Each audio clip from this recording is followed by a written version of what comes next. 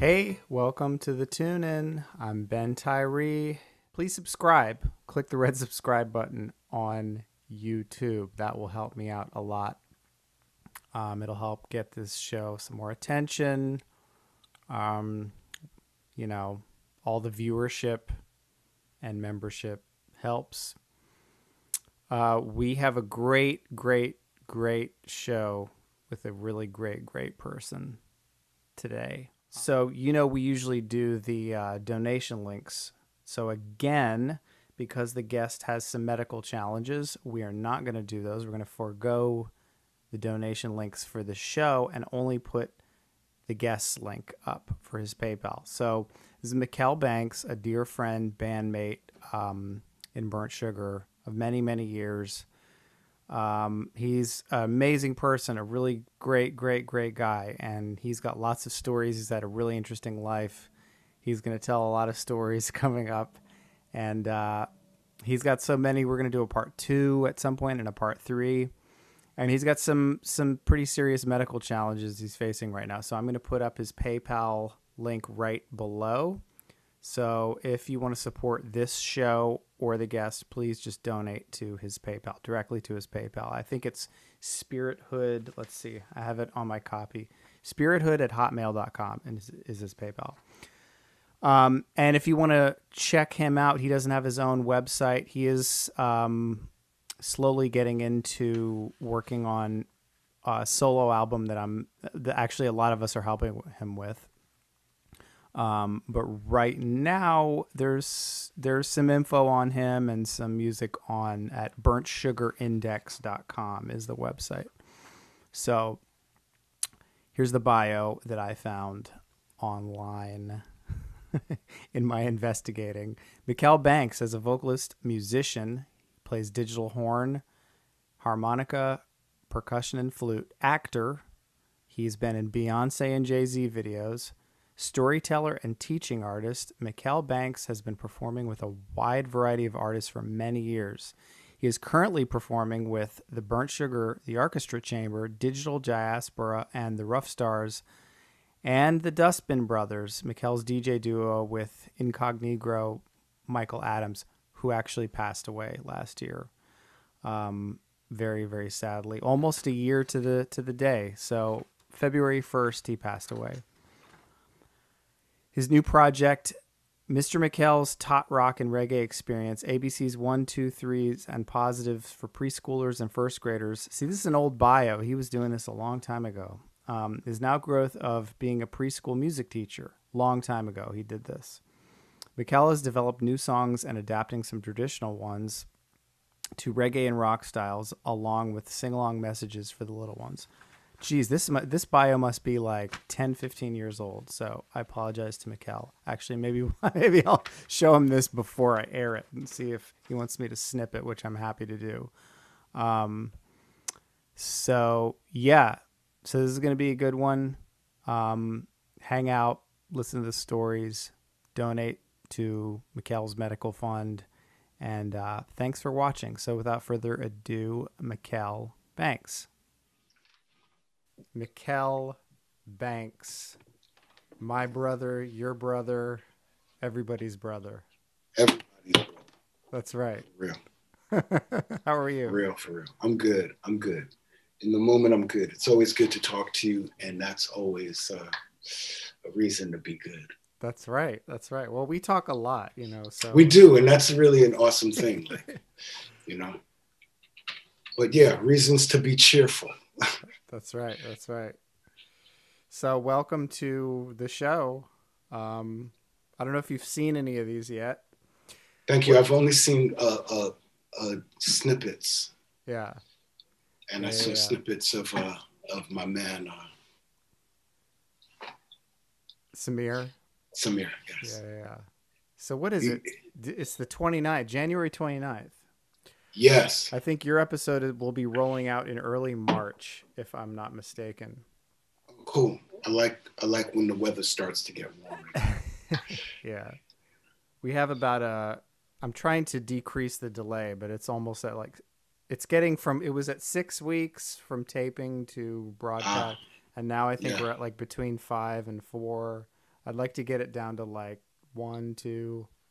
Well, that's kind of about your learning curve as well. I mean, each time you do it, you learn more, you know. I mean, that's the thing about all of this technology stuff. Like, if you can believe this computer that I'm using right now is the first computer I ever had.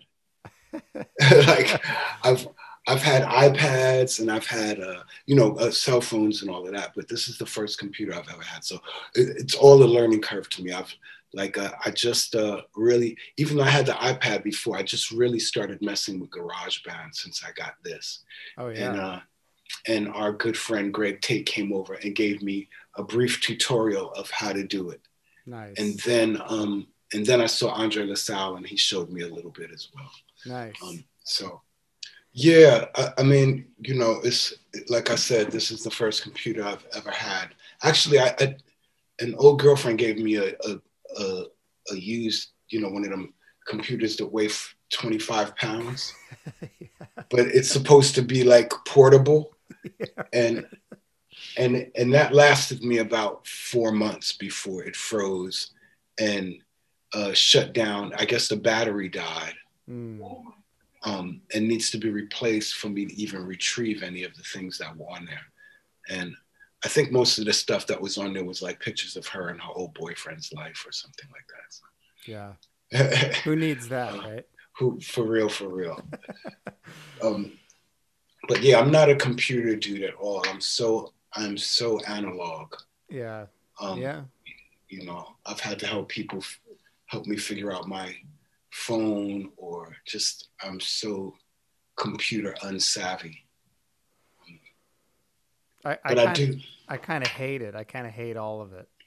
Yeah, I try not to be hateful about it, but I actually pretty much am as well. Yeah. But I really do try not to be too hateful about it.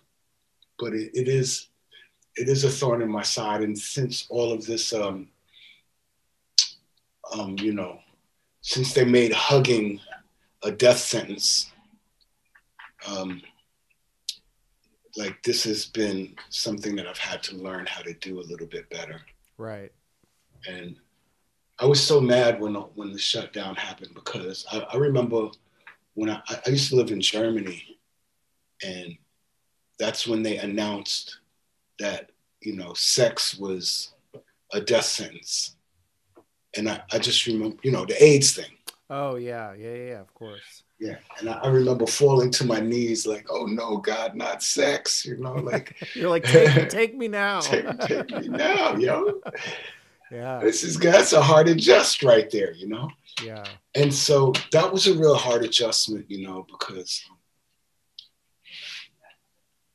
you know, if you're a sexual being and then you're told that could kill you, that's a scary place to live. Yeah. And now, like, I'm a fucking huggy person. I'm a huggy kind of guy. Like, me too. If I see you and you're my people, I want to embrace you. You know, it's such a natural thing to do. And to not do that has been such a struggle for me. To the point where, like, if I see somebody I really love and I got my mask on or whatever, I'm going to give them a hug, you know, because that's not just what I do. It's what we need. It's what I need. It's what we need. Yeah. And I think that there's a big part of this that is designed to take that away from us. And I'm trying not to think of it as a pandemic. But I think there's a big part of it that was already understood, and how do we twist humans and human nature up into a place where we can tell them what to do and they'll do it, because that's kind of what so many of these illnesses, that's what AIDS was, that's what all these terror attacks are, like that's what any fear-based approach is. And I'm not saying that some of them aren't natural, but I'm saying that they take advantage of that as well. You know? Yeah, I don't know. I'm kind of just like waiting to see. Yeah. I hear you, and you know, I don't know. Yeah, I just remember when the hurricane came to New Orleans, I've been down there a bunch of times, and I've heard the story about the levees not being in order. Yeah, those were always at risk, you know? Risk. Yeah. And so if that's the case, then maybe, I don't know, maybe they were just waiting for something like that to happen, to do a land grab or for whatever reasons. But the one thing I know is like Public Enemy says, can't trust it. And like, I don't just blindly, well, not even blindly, I don't even with my glasses on and cleaned trust any of this government stuff. From my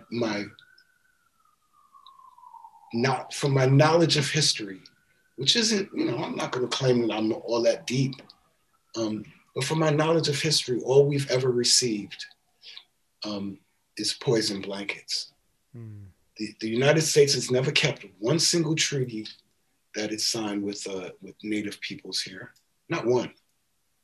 And there's been hundreds. I mean, I don't know the exact amount, but there's been hundreds, not 20 or 10, or there's been hundreds, and they've never kept one. Some of the experiments that they've done on human beings right here in this country, and internment camps and all these things that have happened, like, don't put me in a position where I'm going to be very trusting of any of it. The other thing is that, you know, everybody puts so much energy into who is our leaders and all of that. And I'll show you a picture of the hood in 1967 or in 1961. And I'll show you a picture of the hood now. And I don't know how many presidents there have been in between that, and how many different politicians and assembly people and Congress people and all of the above. And it's the same damn picture. And so, you know, we're still using fossil fuels, which that's been obsolete. That was obsolete when I went to the World's Fair here in New York City in 1964. They showed a car that ran on almost any kind of liquid. And they showed an electric car, and they showed all these the cars of the future. And it's 50 some years now, and the future still hasn't arrived. Yeah. I've even heard there's cars that run on water. Well, this one in 1964 didn't run on water, but I think you could have urinated in the tank and the car would run. You know, I think it was like really like that. I mean, that's something I like to do anyway. Yeah, right? Pee in your tank. But yeah, you're right. I mean, there's not a good track record, and it makes me wonder, like,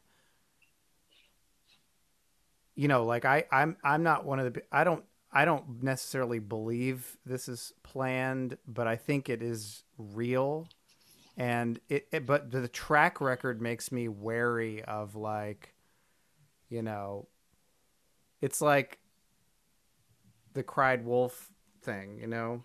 Yeah. It's like if that's now, when, you know, there is a serious threat, nationwide or worldwide threat, which there's so many as it is, right? There's so many. How is there, you know, the type of organization that needs to occur, you know, in a quickly, and how can that be trusted when there is such a track record, you know? Yeah.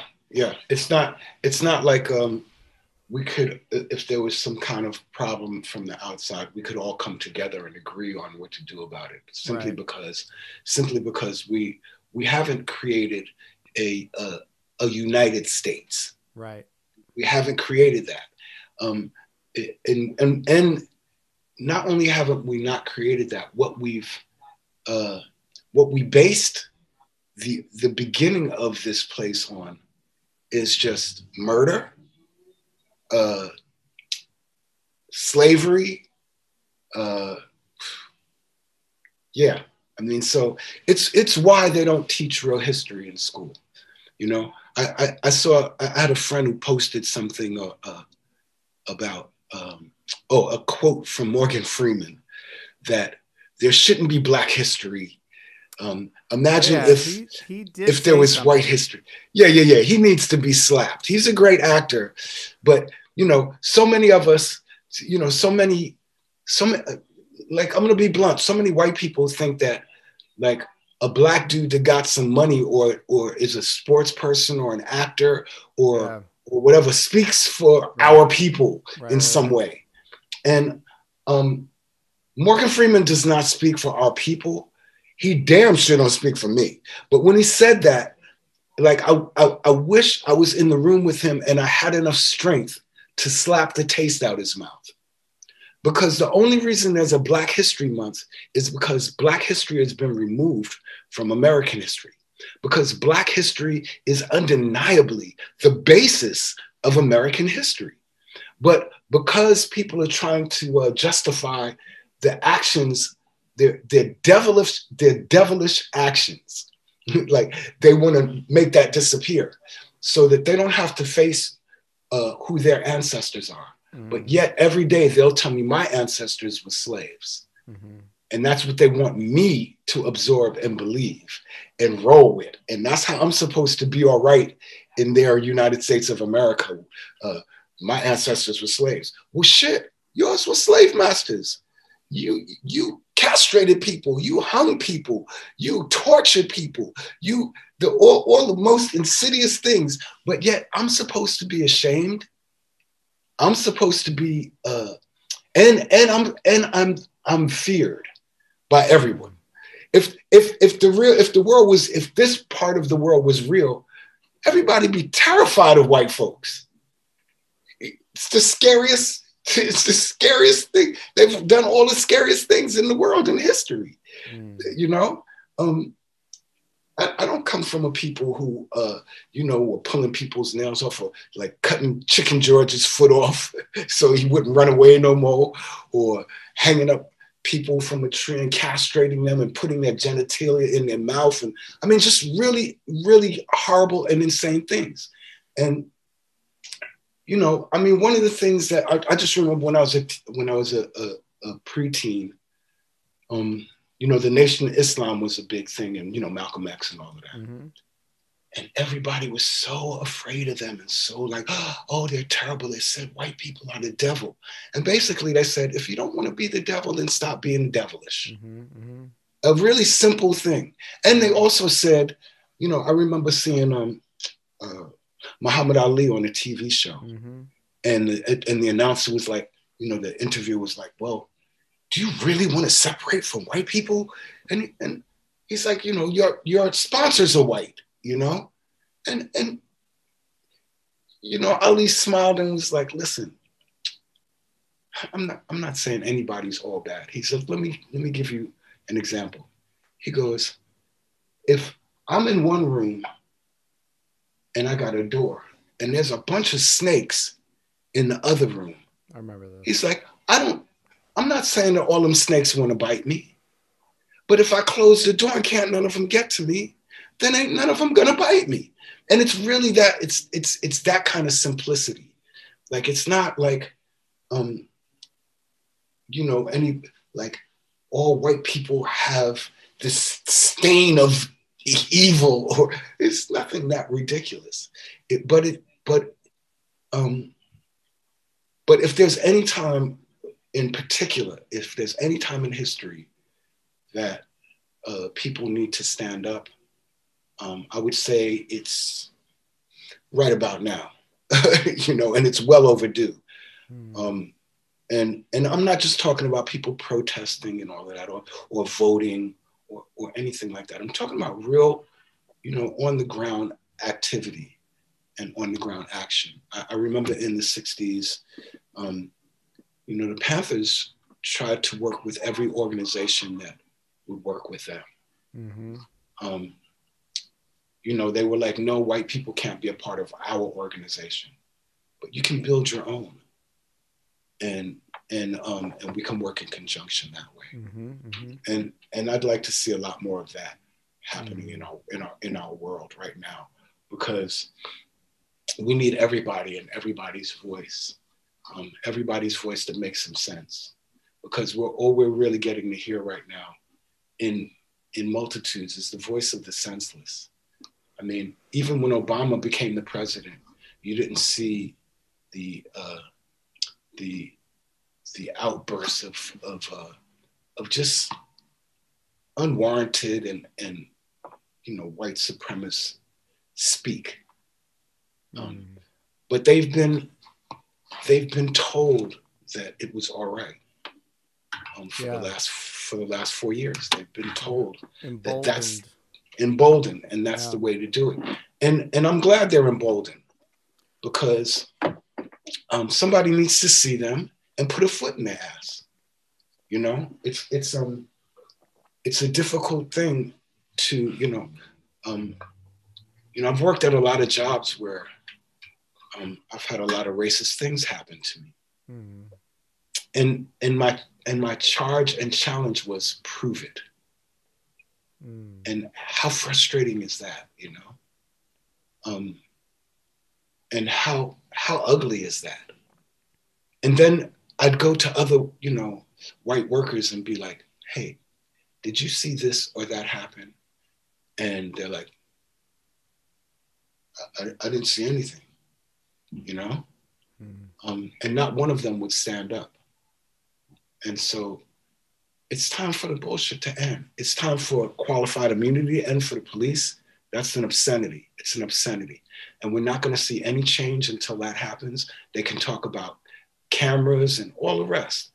We were talking the other day, and I was like, everybody's seen the ass whipping that was seen around the world. You could talk to a cat in Borneo, and that guy seen Rodney King get his ass whipped. Right.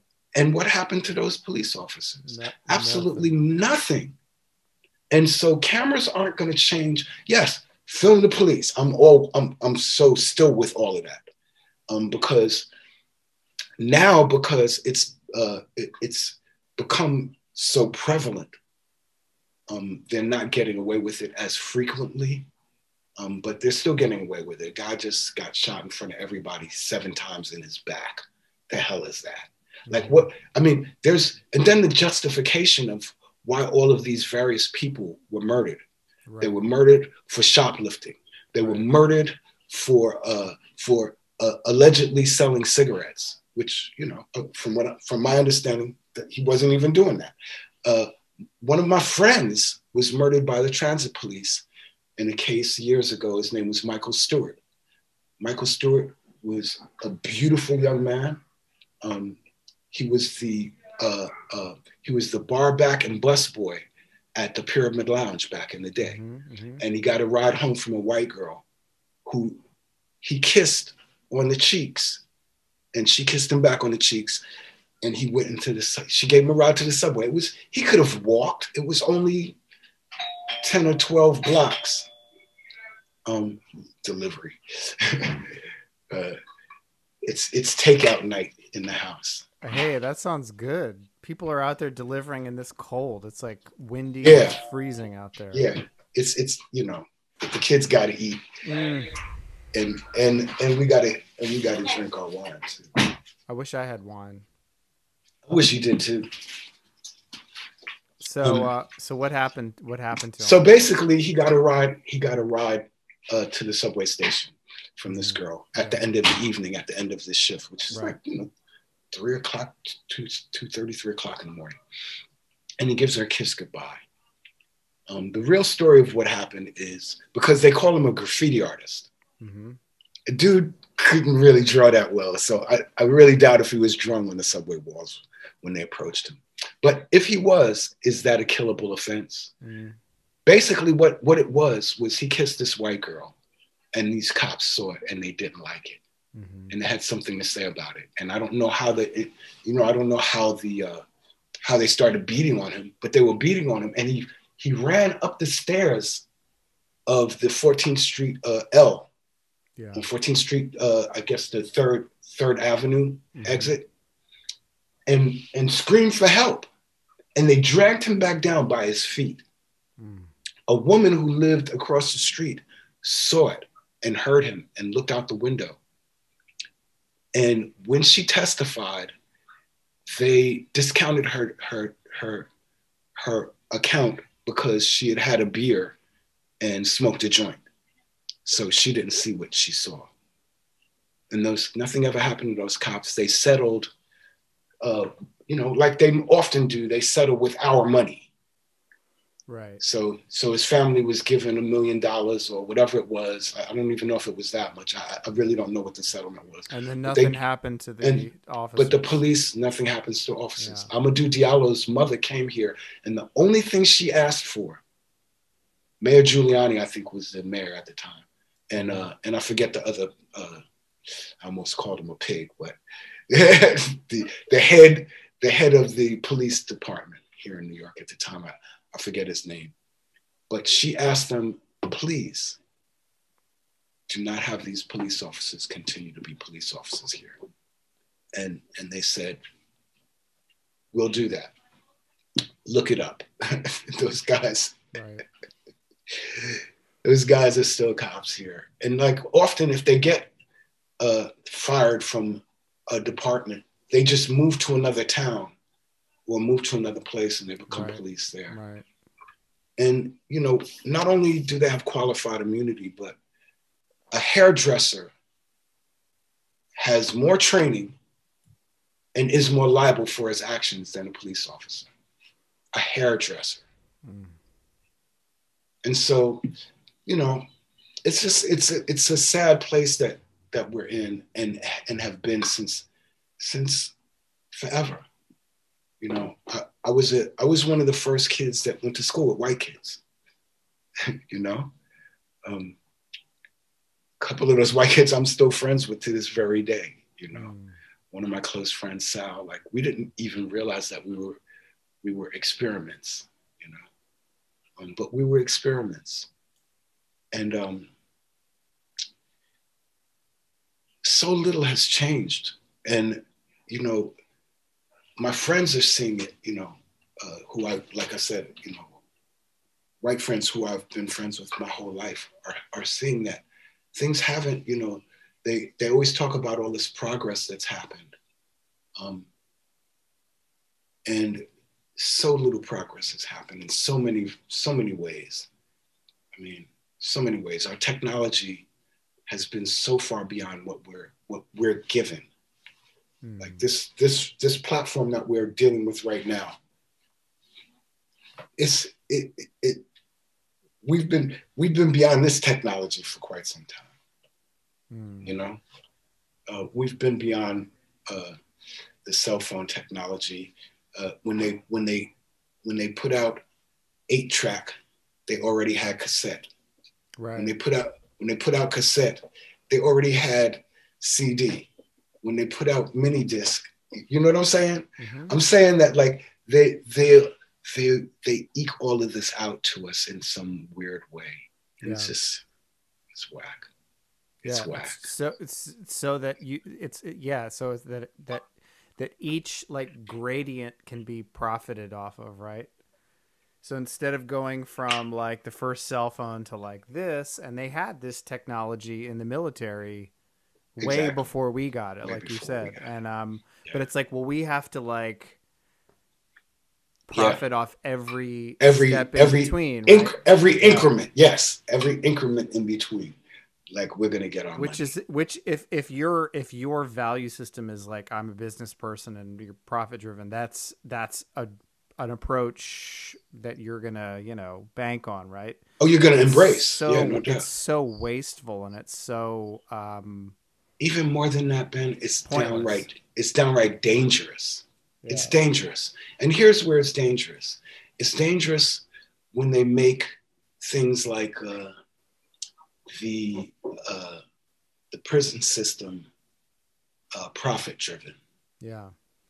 Which now they say they're gonna stop that at least. I'm really hoping that's what's that gonna executive happen. Order, because I can tell you the Bell Telephone or whatever they call themselves, because they changed their name to get away with it.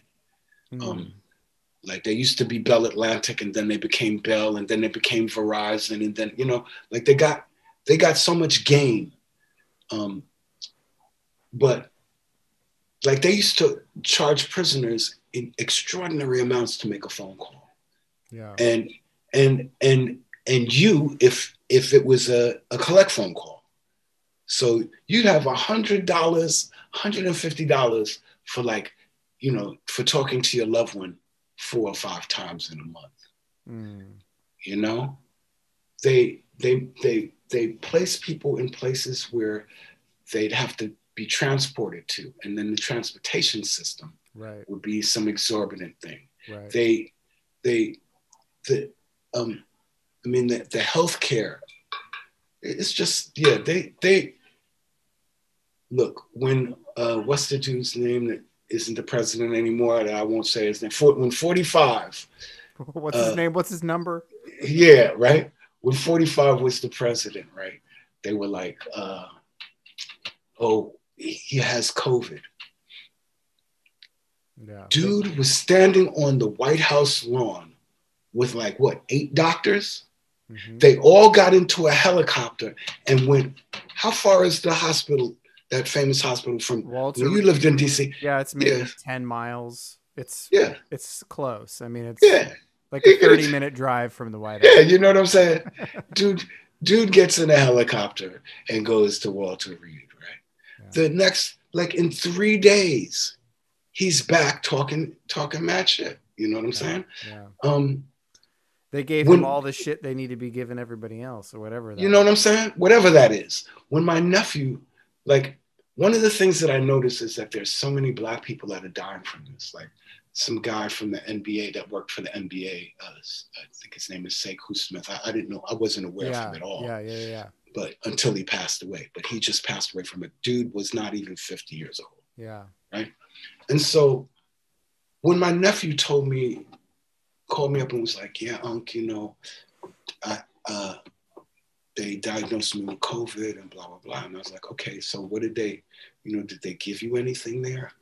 And yeah, you were telling me this. You were just telling me the other day. Yeah, they sent him home and told him take a Tylenol. Right. You know, and had he not known how to take care of himself, how to take vitamin C, how to take D3s, how to take zinc, how to get some sleep by taking valerian and melatonin, the valerian to put you to sleep and the melatonin to keep you asleep, he would have had to go back to the hospital in a more serious condition, because they're not treating people. They are not treating people. And in particular, I hate to pull this race card all the time, but in particular, I really believe that they're not treating Black people. I really and truly believe that. I really believe that they're not treating us. The vaccine was already out. So if this vaccine is so dope and such a thing that you need to take, that everybody needs to take to be all right, why weren't they offering that to somebody who is testing positive? What is it that they offer? And let's ask that question right here. Let's ask that question. What is it that they offer to someone that tests positive? Does anyone know this? I don't know. Are they? I mean, I guess what you're saying is that I honestly don't. They're not vaccinating you if you already have it, right? They're not. They're not only are they not because your body is already fighting it, and the whole vaccine is based on like, here's a little bit of the DNA. Your body learns how to fight it. And supposedly you have an immunity, but yeah, when you have it, what do you? Yeah, so. And so, what does that mean? That if you've had COVID, you're already vaccinated? It's just like there's so many holes in this whole idea of. Well, I think they don't. I think they don't know. It could be like, like malaria, for instance. You can take stuff to preventative pills to fight malaria, right? That sometimes work, oftentimes don't work. You get malaria, you could die from it. A lot of people don't die from it. Depends on how you're treated, and you can get it at any time. You can. You're never immune to it, right? Yeah. You can get a malaria as many times as you're exposed to it, right? So it could be something like that, which is like shit. Yeah. What do you do with that, Yeah. Even if you get a vaccine, it's like they're saying, they were saying before it, they were saying if you've had it and you've gotten over it and you're lucky enough that you don't have like a whole lot of long-term damage or whatever, they're saying they don't know that the immunity is longer than 3 months or whatever it was, right? So it's like, right. well, what are you supposed to do? What do you do? What do you do with that, you know? Well, just, you know, I really believe that I had it twice. You really? And I believe that I had it twice, and it wasn't no 3 months in between. Yeah. Well, it could have been like, you know how they say it, you'll have symptoms and then sometimes people feel like they're getting better and then it gets much worse. Right. Well, after like a couple weeks or whatever. Okay. Well, the first time I had it, I was sick and all of that. And I mean, I had a fever pretty much for 3 days. I had a high fever. And then the fourth day it broke. And I still felt terrible the rest of the week. Mm-hmm. But maybe a month after that, I got tested. And I did both tests. I did the nasal swab and I did the blood test. Mm-hmm. And the nasal swab said I didn't have it. Mm-hmm. And the blood test said I had it. Yeah, because you had the antibodies. Exactly. Right. And so, wow. Shit. And so what I'm saying is, and then when I had it again, the symptoms were completely different. Other than the high fever was back again, but I just had it was all digestive, all just like diarrhea, and really it was really horrible. And then when my fever broke and my digestive system calmed down, within a day or so, I was like completely all right.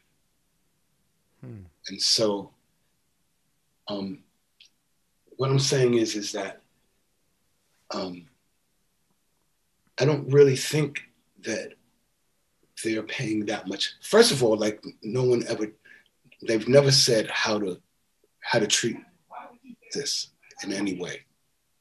Like I've not seen any of these big time doctors talking about how to take care of yourself when you get it, what things to do.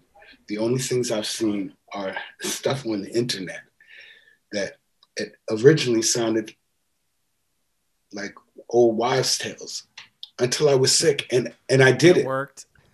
Yo, yeah. Like what? The breathing steam. Oh yeah. With with any kind of like vitamin C, orange peel, any kind of citrus in the water. What I used to do when I was this is the go ahead. Oh, the craziest one is take a hair dryer and put it in your nose at a high heat, and as much as you can stand for as long as you can stand it. And do you know that's what broke my whole thing? Shit. As crazy as that sounds, that's what broke it. And so, and have you ever heard that on TV? I've never heard that anywhere else, today. but me, right? Okay. Well, I got it from some dread dude. Uh-huh. I wish I could call his name and give him proper props, but he was on my messenger feed. Uh-huh. And he's the one that said to do that. And at first I was like, man, you're crazy. But when you're sick, you'll try anything, you know? And I did, and it worked. Yeah. It worked. And well, somebody was saying that, you know, you deal with it like you deal with any kind of virus. Like you do all the things. Right. And you're constantly doing things, and you have to like get up and move and breathe and like work on your breathing and steaming. And, you know, all the supplements and all that. Yeah. Yeah. But, you know, people have a different idea of how to, people are different. So people do different things. Some people have chicken soup and go to bed, or, you know, whatever, you know? Yeah. But it's sad that like, that's what we're talking about. You know what I mean? That's what you wanted to talk about. it's sad that that's what we're talking about. I kind of didn't want to talk about that. I kind of, you know, yeah, let's change the subject. Hey man, I'm here for you. This is your soapbox. let's let's let's talk about it. Let's talk about it like the way George Jefferson used to talk about stuff when they asked him about it. I was born in 1904 in a little shack. No, but yeah, let's do that instead, because like this whole virus thing it's unprecedented, and it's a part of our lives that in a way that I hope that we'll never see anything like this again. You know, I hope that we're coming to the wind down of all of this and we'll never see it again. Yeah. You know, when I was a kid, like I never imagined anything like this. When I was a kid, you went out and played and, you know, you got dirty and you weren't afraid of germs. Matter of fact, the understanding is that germs and all of that stuff was good for you. And if you got sick, it usually meant you won't get sick again. Right. You know, if you got something like chicken pox or whatever it was, you know, you wouldn't have to deal with that anymore.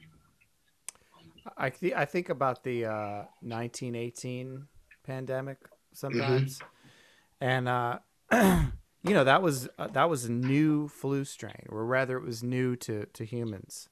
Right. And now that same strain, it's around. It's still around. People still die from it. People still get it. Yeah. But the fact that in 1 year it killed 50 million people. It's incredible. That's insane. And there was no internet. There was none of this let's talk on anything shit. Right. But you know, wasn't that when radio waves were introduced though?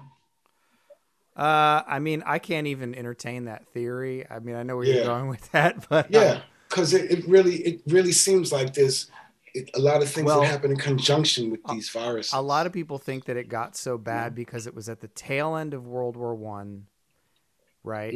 So there was all kind of traveling happening, and countries were not admitting what was happening until it was already really bad. And the first country to publicly discuss it in their media was Spain, and that's why they call it the Spanish flu. It didn't originate in Spain. In Spain, right. No, they were just like talking about it openly. They were the first country to discuss it openly. And, you know, the United States was like, oh, you know, they were like in denial, not even talking about it. Yeah. So it was like, coronavirus isn't a new thing either. If you look on old cans of Lysol, it says that Lysol gets rid of that. This one is. There's lots of different ones. Like the regular cold is a coronavirus. That's right. You know, but this one is like a. It's a new strain. Yeah. I mean, I can't begin to even break down the science of it because I don't really know. But that's my understanding is that like a coronavirus is like there's lots of those, right? Right. And then this is a version. Right. This is number 19. This is actually SARS-CoV-2 or something. So it's like a SARS virus, right? Yeah. SARS meaning like, I don't know, something respiratory syndrome. I forget what the S and the A stand for, but I don't know. I mean, the radio waves thing, it's like if you think about that theory, it's like, radio waves were introduced around the turn of the century, early 1900s, right? Early 1900s. They're still everywhere. People aren't falling out of the sky because of the radio waves. No doubt. You know, and actually there's zero evidence that because at the time people thought radio waves would cause cancer. Like people were freaked out. A lot of people were freaked out about radio waves, right? Yeah. And you know, there's no evidence of any of that. Have you ever been anywhere? Have you ever traveled anywhere where there's no phone reception and there's no? Oh yeah. How does that? Do you actually feel a difference? Do I? That? Yeah. I think that it. I mean, in a way, but I think some of that could be just, you know, lack of distraction. Psychosomatic and lack of distraction. It's just like, well, I can't look at my phone and I can't, and, you know, And then it could be like, oh, well, you're just out of the city. So that's a whole thing, right? No doubt. I'm not saying it's nothing, but I don't know. I mean, there's a lot of, this is the thing about information, is that there's so much out there. It's like, what do you believe? You know? Mm-hmm. And for me, I just have to just be like, oh, maybe that, maybe not. Who knows? I don't know. Yeah. Yeah. I I don't don't know. either. I don't either. Like I said, I'm from a time when all of this wasn't, you know, the best information that you could get in my time was word of mouth. Right. You know, if somebody was like, oh, you need to go see this, or you need to do this, or you need this or that, like, and it came from a reputable person. And, you know, you got to know who the reputable people were in your community, and you got to know who the unreputable people were in your community, because you actually lived in a community. You actually lived in a place, in a close-knit place where people talked and where your neighbors, like if I was running down the street acting a fool as a child, any one of my neighbors could have pulled me, boy, come over here. Why are you doing that? Blah, blah, blah, blah. It could scold me and send me home with a slap upside my head. And you know what I would get? Like now, if you send a kid home with a slap upside their head, their parents come back and want to kick your ass. Right. You know what I would get if I got slapped upside my head by one of my neighbors? When I got home? Another slap upside my head. Or maybe 2 slaps upside my head from my mama and my papa, you know? But that's the world I grew up in. And I don't know. I don't know whether it's better or worse or anything. I can't, you know. But now I know the kids who are going to class virtually are going through hell. Yeah. This is, you know, especially teenagers or preteens who are really just developing their whole social everything. You know? Yeah. When I was a kid, I was really lucky. Matter of fact, I just recently reunited with one of, my friend Blue Sky was over here. And as you know, I've known Blue Sky. I don't remember a day not knowing him. Like he's like a real part of my family, like all my life. And we were talking about these guys, the Oswalds, Ken and Michael Oswald, who were kids that we played with when we were little kids. Okay. They were kind of like the last white kids on our block. Okay. And this is in where? Jamaica? Jamaica, Queens. I grew up in Jamaica, Queens, yeah. And they were like really cool kids, and we really liked them, you know. And so me and Blue Sky was talking about, actually, I was trying to say the last time that me and Blue Sky saw the Oswalds, we went to see Rainbow Bridge, the Hendrix movie. Oh, yeah. So this must be 1970. Yeah, it's the 70s something, Yeah. right? And I was, you know, we were like both blown away how cool the Oswalds turned out to be, like, you know, like, and that they would, and we all went to see this Hendrix movie. And Sky didn't remember it. He was like, yo, nah, bro. I think I went to see that one. I was like, nah, bro, you went to see that with me and the Oswalds, man. La, la, la. And so we would, you know, talking about it, and I was just like, oh, you don't remember shit because, you know, you got drugged up back in the day and blah blah blah. We all took acid to go see that movie and blah, and he didn't remember. So so just on a whim, I looked up Michael Oswald on Facebook, and I would think that you know, he's either passed away or, you know, whatever. But I found him, dude. I found him, and we messengered, called him, and yo, it was mind blowing. It was mind blowing, bro. In a good way? In a great way. Good. Like, he's such an awesome person. I mean, he was awesome like the last time I saw him in the 70s. Like, he was just a cool kid, you know. But like as an adult, like he was just even cooler. I mean, he's like, looks like ZZ Top. He's got this giant beard and long hair, cowboy hat. And, where's he living? I think he lives in Oregon or like out or Washington State, somewhere like that. far, like west, far away, or else we would definitely be hanging out. But we've been, you know, in constant communication ever since, you know. And unfortunately, his brother passed away. I don't know the whole story to that. But if Michael was the hippie, his brother was the punk. You know what I mean? His brother was just a hardcore rocker kind of kid. You know, even when we were like 6, they were just, you know, they were cool kids. And but yeah, that's one of the only things I really love about Facebook is that you can find people that, like, you know, you couldn't find any other way. Yeah, you know? That's true.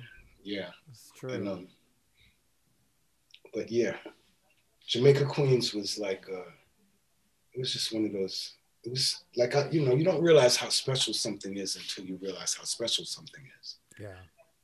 And I never thought about, like, wow, I'm growing up around all these badass musicians and artists and stuff. It was just my environment, you know? Yeah. But, you know, it's just like my dad.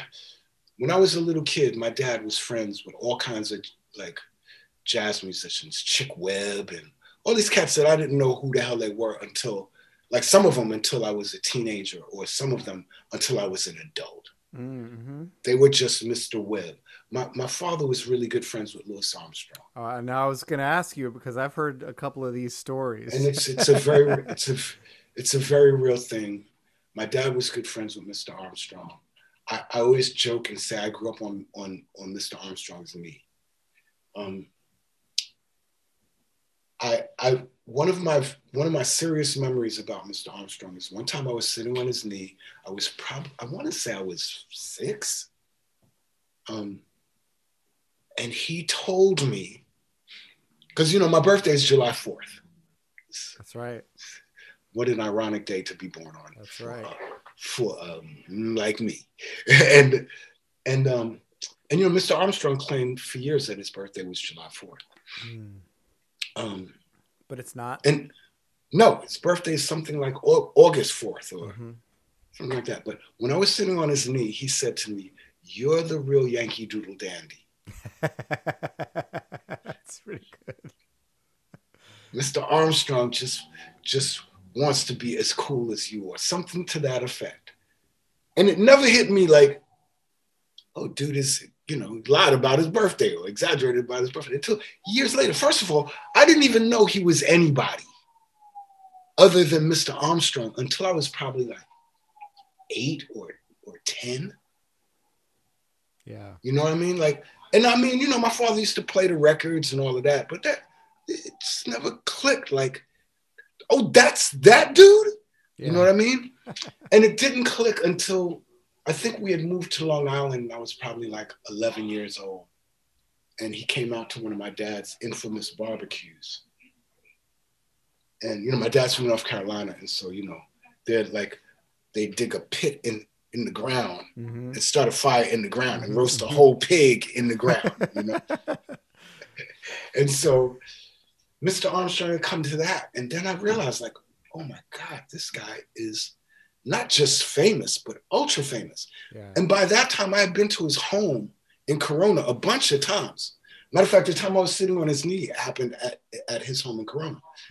And years and years later, I was dating this girl, this Japanese girl, and her mother came to town. And her mother's a jazz freak. At the time, my brother and his wife lived in New Orleans. And so we went to Jazz Fest down there. It was the first time I've been to Jazz Fest where I wasn't playing, because I was blessed to play there 4 years in a row with Mark Gilmore. And so we go down to Jazz Fest and we see all this jazz music. And then we come back to New York and we decide to go to the Louis Armstrong Museum, which is the house in Corona. And when we get there, bro, I'm in deja vu. Like, everything is freaking me out. The first thing that freaked me out is how low everything was. You know, Louis could have lived anywhere. He was a millionaire, you know, but he chose to live in that neighborhood. He didn't go back to New Orleans. He could have gone back to New Orleans like a king. he stayed in Corona because he liked his neighbors. He liked the kids. The kids would always come to him and rally around him. And I don't think he had any children, if I'm not mistaken. Him and his wife didn't have any children. Mm. But the thing that bugged me out when I was in the house is that the cabinets were like really low and everything was really small. Like when you're a kid, you know, even the small stuff is like, wow, you're looking up to, you know, but everything was really low. And like, then I realized like, wow, Louis Armstrong was probably 5'6", if that tall. Interesting. Yeah. And his wife was probably 5 feet tall. Mm. And so everything was really tiny and short. And I was like, wow. And then there was a room that when they opened it, it blew my mind because, you know, he had all state of the art back then. Yeah. Reel-to-reel tapes and all this stuff and comfy furniture and blah, blah, blah. And I realized that was the room that they would go into that I couldn't hang out. Right. Because that's where they would go and smoke and drink, you know. And, you know, Louis was an avid weed smoker, you know. And yeah, just so like that tour of his house was just blew my mind and brought up so much of my past of when I was a kid. But my dad knew so many of, and mostly, when I say jazz cats, mostly big band musicians. Because my dad didn't really dig the whole combo thing. Even though like, you know, the Coltrane's lived in Queens for quite some time. What year was your dad born? Probably 1916. Yeah, so when he was coming up, that's because the big band thing, there was only the big band thing. That was the music. Yeah, it was like the swing era. That was the music. Yeah.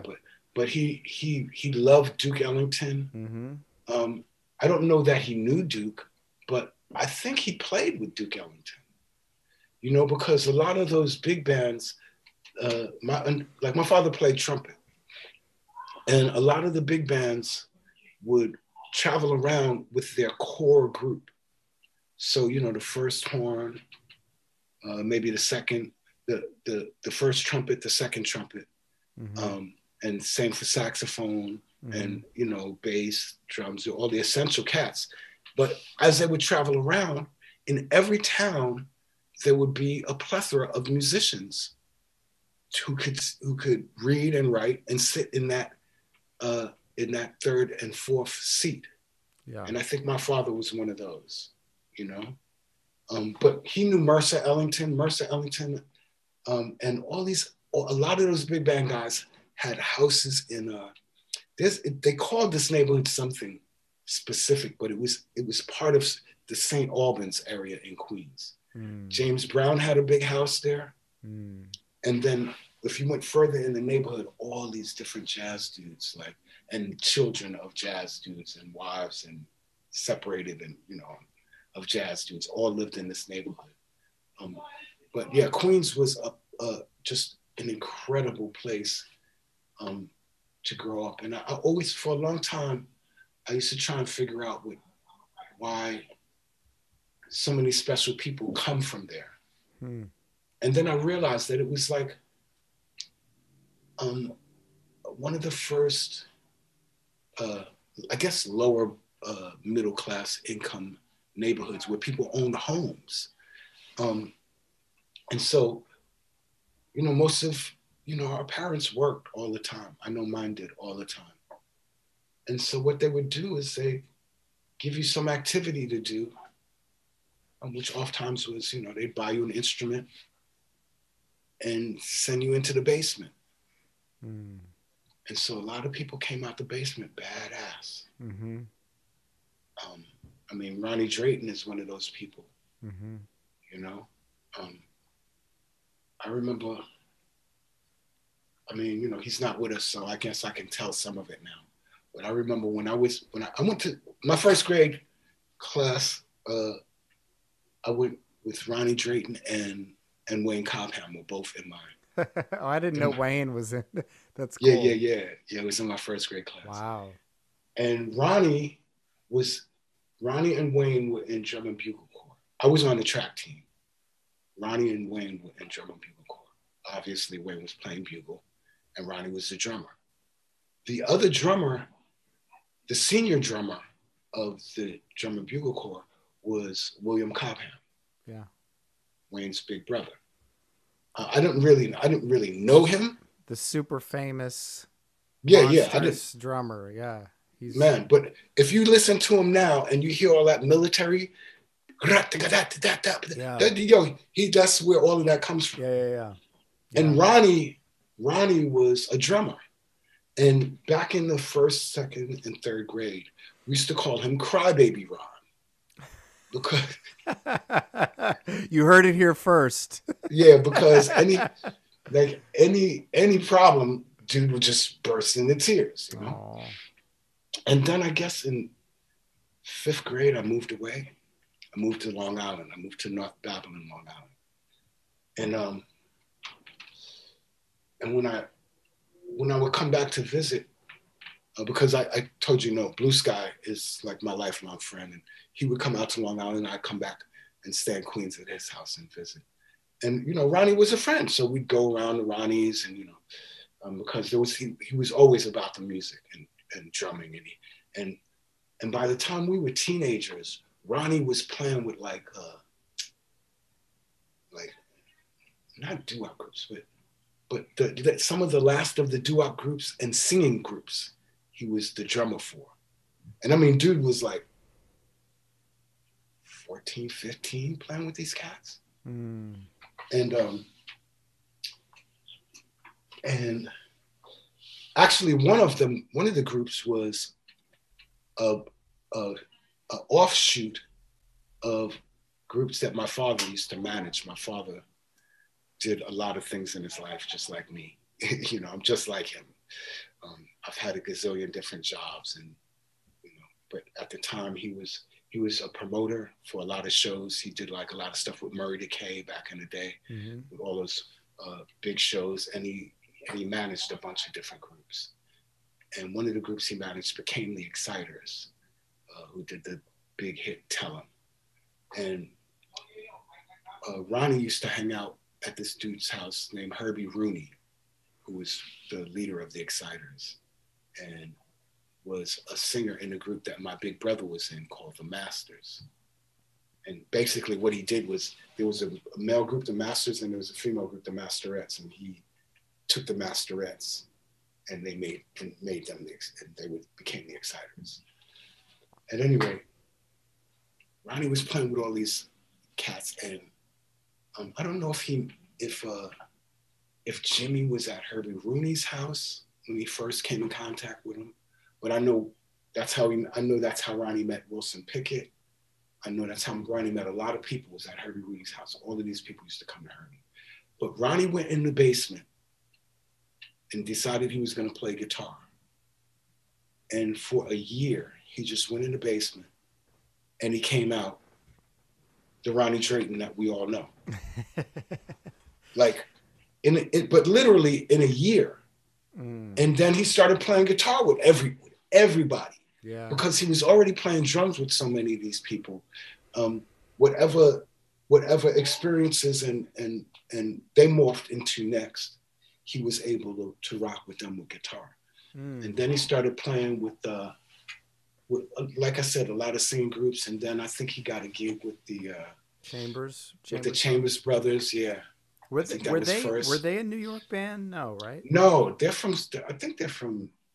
I know the Chambers Brothers themselves are from the South. Mm-hmm. I just wonder how he linked. I don't know how they came up here and how he linked up with them. I don't really know that story, but I know he linked up with them. I could almost see him like going to see them play and like just going up to them and being like, Yeah, I don't know how that happened. I just know that one night we were all hanging out, getting high, and we were like, yo, let's go to the Chambers Brothers' house.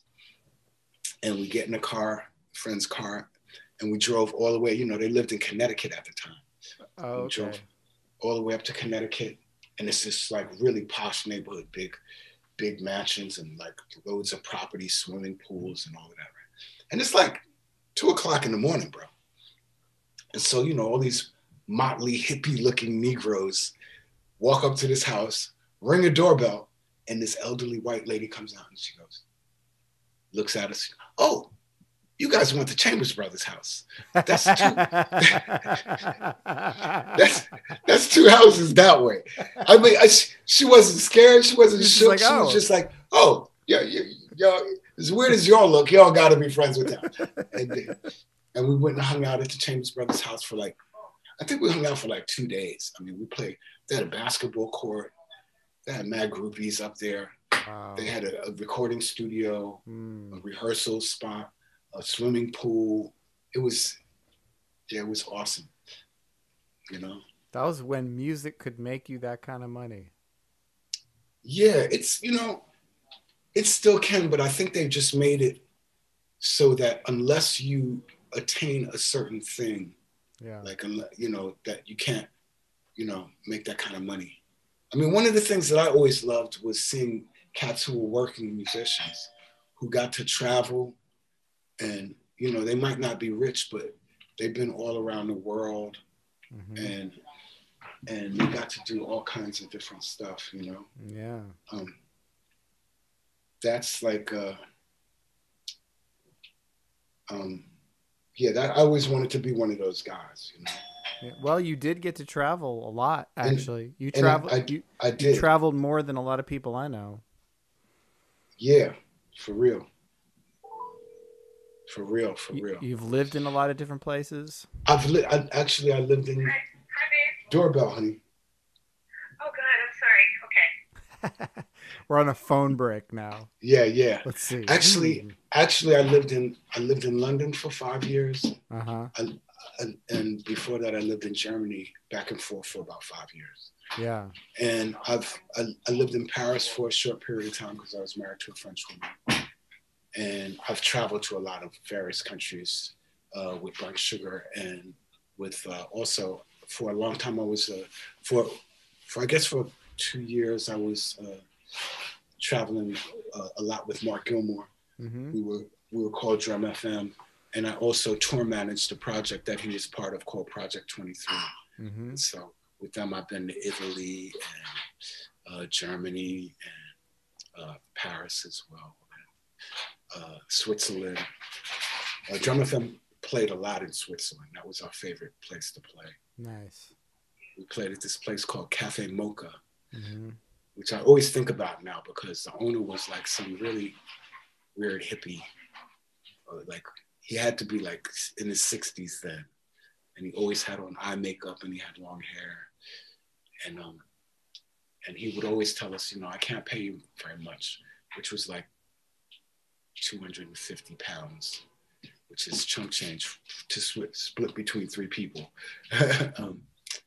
But he would be like, but, you know, my chef will make you anything you want. And you can have, you know, up to 3 or 4 extra days at the local hotel on me. And so nice. The local, so like when we would tour, that would always be our last stop. Nice. And so we'd spend like, you know, 3 days there, 4 days there. And like, you know, so many people from the drum and bass scene in that time would come through after us, so we would get to see them and hang out with them, and a lot of times get to sit on a set.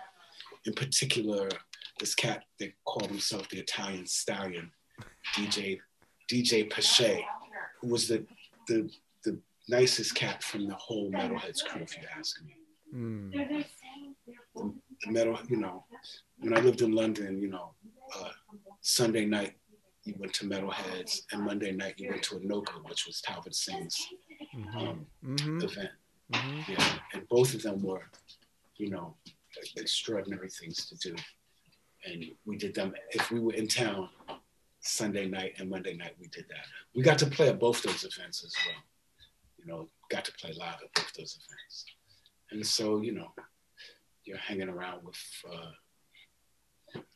Bjork and Lady Miss Kier and Doughty, Mike Doughty. He was in London during that time period. I don't know if you know him, but I don't know him, no. He's an awesome musician as well. And but so many people like from the States were there, like that I knew from, like I couldn't believe that were there. And you know, the people from Soul to Soul. That's how I really got to know a bunch of that crew. Who some of them live here now. You know? But it was an amazing time in London in the 90s. The whole drum and bass scene was so huge. And you know, when I lived in Germany, people like Terence Trent D'Arby was just coming up then. He had a band called The Touch, which is just all German dudes and him. And he had this big skinhead looking bass player, like a really scary looking, you know, dude who was one of the nicest people you could possibly meet. But he was the funkiest. He was 125th Street funky. Wow. And dude was, you know, he'd never been anywhere but Deutschland. Wow. And his band, The Touch, I don't know how he got signed, because I know that nobody in Germany was signing him. Because they before his yeah. This is before he got signed and became famous. He had just gotten out of the army at this time, I guess. You know, he served. I think he served in Germany and just stayed in Germany. And somehow he got back. But he's originally from the States, though, right? He's from New York. He's from the States. Yeah, I don't know what part of the States. Yeah. I think he's a Southern guy too. I'm not sure. I don't know, but I know he's mostly lived in Europe. Like I think he lives in Sicily now. Yeah. But he had just at that time. I was in Frankfurt in the mid to late 80s. Just like I was in London from the mid to late 90s. Yeah. You know? And both of those experiences were incredible. To be in to be in another country, and to have New York sensibilities in another country. I don't know if it's advantageous or not, but it was hella fun. You know, it was hella fun. Yeah, it was hella fun. I have friends who say that me and Mark changed, you know, London. And I'm like, what do you mean? She's like, well, one night I saw you. This is an English, Indian girl who grew up in England. So, you know, she's got a serious British accent. She's like, well, you know, one night I saw you at the End, which is a big club in London that we used to play at and we also hung out at. I saw you at the End and bloody football hooligans were coming and giving you hugs. Yeah. She's like, Mikel, first of all, in England, men didn't hug until you and Mark Gilmore came there. Much less hug men who had on nail polish and sketchy clothing. That's funny. That's funny. And she's like, to this day, like, you know, when cats greet each other, even the hardest of football hooligans will come and hug each other. And so like you're saying you brought the hug to the UK. That's what I'm saying, bro. You heard it here first. That's what I'm saying. I didn't actually. It's not me who said it. It's actually Deepa Joshi. You'd think these are tall tales, but these are. No, it's real. It's real talk. But Deepa's the one who told me that we did that because I had no, you know, I hug everybody, but it's true that football hooligans did hug me, like, because where I lived in London. Like, I lived all over London. And, you know, first I lived in Tottenham up north. And then I kind of worked my way down to Maidaville. Actually, the first place I lived was West End. I lived with Kefri and Vanessa in their big loft in West End. And I lived next door to John Z.D. and I'm sorry, I'm forgetting his name now, but he's a rapper that was one of the first rappers that rapped with a British accent. Ty. He just passed away. He was a victim of COVID, I think. Oh shit! But he just passed away last year. But what a really like such a gentleman and such a brilliant artist. But I lived in a building where all these people lived, and then I moved up north to Tottenham, where the studio was, where Mark Gilmore and Project 23 had their studio. Well, their DJ was DJ LaRouge. who was a bona fide football hooligan. Like, and I just remember being on the road with LaRouche, and he knew nothing of anything that wasn't in Tottenham Hale. Like, we'd go to a restaurant, he's like, well, you know, I really only like to eat me mum's food. And I was like,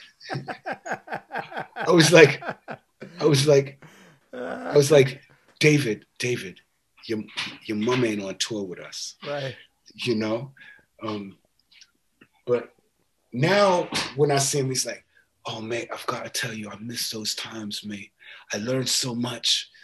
I learned to love takeout and Indian food and all these things that I was missing, you know, like when we were on tour, we just ate so much different foods and saw so many different peoples and, you know, he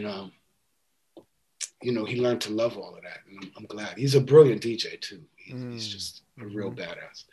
And he's probably a good footballer too, you know? I don't know. I stopped playing soccer when all the Haitians moved to New York. Because they were rough, bro. They kick you in your shins. I was like, I don't like this game. I like basketball where if they slap you on the wrist, it's a foul, you know? That's more my speed. You know? But yeah, I loved London. I still love London. Some really beautiful and talented people live in London. And I'm glad I got to know a lot of them. Sam Zaman, who unfortunately passed away a few years ago, was one of my favorite people. He was just one of the most gracious people you could meet and a badass DJ and a ridiculous producer. One of the saddest things is like that, I'm sure there's some tracks that we worked on that will never see the light of day.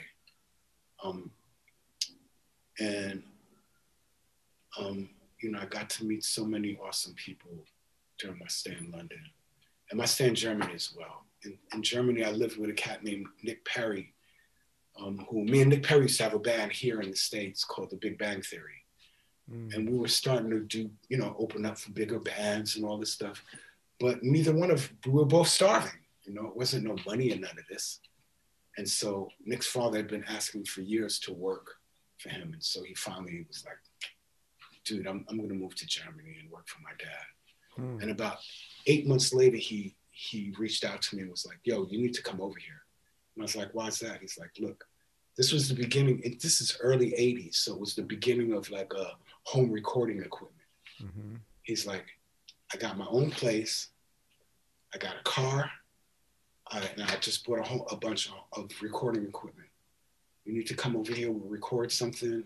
We'll probably get a deal with some little dance label over here. And you won't have to work for a year. And that was the kicker right there. I was like, shh, I won't have to work for a year.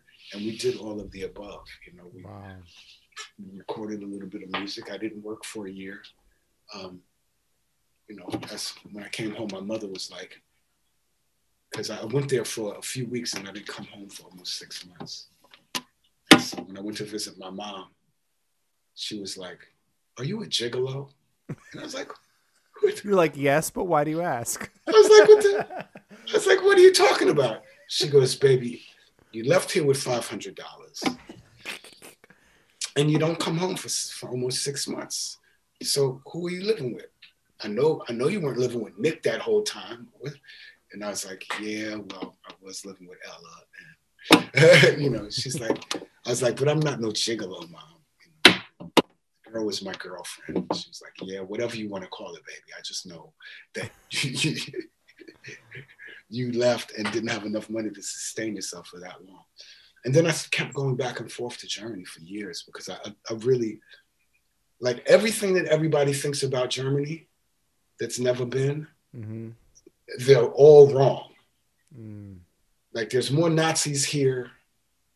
I'm not saying there ain't Nazis there. There are. One time I used to ride a bicycle around all the time, you know, and I lived in the 5th floor walk-up with my girlfriend Ella, and so I carry my bicycle up there all the time because if you left your bike on the street, somebody would steal it. I mean, that's how I got the bike myself. So that's pretty good. So I'd take the bike upstairs, and so one day like I always used to, when I used to come upstairs all the time, I used to always hear these guys in the apartment, I guess on the third floor, like they'd be singing like, I'm like, what the hell are these guys singing about? So one time I said to Ellen, I was like, baby, these guys on the third floor, like they're always singing like I can see the beer steins in their hand, you know, and they're, and she said, oh, they're Nazis. They're singing about the Third Reich and all of that. I was like, oh. Right. Wow. So one day I come in, I got the bicycle, and I'm coming up the stairs, and I see all these big, beer-bellied, big German dudes standing on the platform. And they all just, as soon as they see me, they all steal up, like their faces, you know, because when they were talking to themselves, they were like, and then they turn to me and they're all like, you know? Yeah. And I'm like, I was a little concerned, you know, but I was like, well, either you're going to get your ass kicked or you're not going to get your ass kicked. One of those, you know. So I carry my bike and I like, poof, poof, poof, and knock my way through all of them. And I guess they realized like, wow, this guy doesn't give a shit. And they left me alone. And then every time I would see them after that, they would be like, hello, you know? And I'd be like, hello. And they never bothered me. I've had more confrontations with racists and Nazis here than I had there. Germans in general are really, really educated. That's the other thing. It's like they're very well educated people, and really, really, really giving people. You know, really giving people. I was gonna be there. I've never been, but I was gonna go for the first time in June. This past June. Man, bummer. I was gonna go with Michael Veal. Oh yeah, that's a good guy to go with. Yeah, he's a good guy to go anywhere with. Exactly. He's a good guy to go anywhere. Because he'd be like, we gotta go to this restaurant that I know about. Yeah. Yeah, that was. Germany is beautiful, man. We're gonna play a festival in Berlin. And Berlin is my favorite city. Other than like, as much as I'm a New Yorker, and as much as I love New York, that's how much I love Berlin. Berlin is awesome. Yeah, but I lived in Frankfurt. And I liked Frankfurt because it was a big city, small town. You know what I mean? Like you could get to know like all the movers and shakers in that town. And by knowing all of those people, you can make money. I mean, I went to a party one time at a school. It was, you know, during the summertime and school was closed and it was in a school gymnasium. And I was like, wow, I wonder how much it costs to rent a spot like this, right? And so I decided I was going to do a party with this guy named Name, who was his father was from Detroit and his mother was German, and he ended up growing up in Germany. But he had a deep record collection and he was a good DJ. So I was like, oh, me and Name are going to do this party called Who's Afraid of the Black Man? And it's going to blow up, right? And so I was trying to find a venue to do it in, and I saw this school. And so when I found out how cheap it was, it's like 400, 500 Deutschmarks to rent the school gymnasium. I think it was even less than that. I think it was 400 Deutschmarks to rent the school gymnasium. And my other expenses that I figured out, you know, because we were going to buy our own liquor and we needed somebody to serve it and we needed a coat check and all of that kind of stuff. I was like, yeah, to do this party, it'll probably only cost me 800 Deutschmarks, right? And so we used to go to lunch with this guy. I never knew this guy's real name, but it was probably, you know, Wolfstein or whatever, but he used to like to be called Jocko. Okay. And so Jocko, we'd go to lunch with Jocko and Andy the Hippie. Andy the Hippie was another guy who just, I don't know what he did, but he had a really beautiful Mercedes-Benz. And in Germany, like there's no, like it's not a whole summertime. Like summer happens a few days at a time. And so when it happens, you want to go out to the lake. And the lake is an old rock quarry that they dug up and hit an underground spring. And so it's in the middle of the woods, about 20, 30 miles outside of Frankfurt. And you go out there and it's just naked people, yeah, like 200 or 300 naked people out there smoking hash and yeah, getting high and, you know, taking a dip. And it's beautiful. So Smiling Andy, the hippie, used to always drive us in his Mercedes Benz. But that's how I met this guy Jocko, was through this dude. But we'd have lunch at these really nice spots, you know. And then when the check would come, you'd go to reach in and grab your Deutschmarks, and you know, Jocko would always be like, no. I have this. And he would always pay for lunch for everybody. And so I was like, wow, this dude always paying for lunch. I don't know what's with this guy. But one day I was talking about wanting to throw my party. And I was like, wow, it's really not that expensive. I'm going to try and put my money together and do this and blah, blah, blah. And so Jocko's like, what, how much is it? And I was like, well, it's probably about 800 Deutschmarks. He stands up, he reaches in his pocket and pulls out 900 Deutschmarks and hands it to me. Right? And I'm like, no, Jocko, I wasn't trying to say that. He's like, no. You make this party. I want to come, right? So I make, you know, I do it. I make the party. The party was banging. Yeah. It was really, I bet. It was really, really good, right? Yeah. And so I made mad money, bro. I made mad money. I paid everybody that I had to pay. And I think I still had like, you know, 1,800 Deutschmarks that were mine. So you made like, on top of the on top of, right, 800. Yeah. And this is what I had after I paid everyone. Right. After I paid the DJ, the coat check, the bar people, you know, paid off all this money in my pocket was mine, right? And so we're having lunch again, and I pull out 800 Deutschmarks, and I give it to Jocko, and he's like, "What the fuck is this?" And I'm like, "It's the 800 you loaned me for the party you came to." He's like, "I never gave you any money."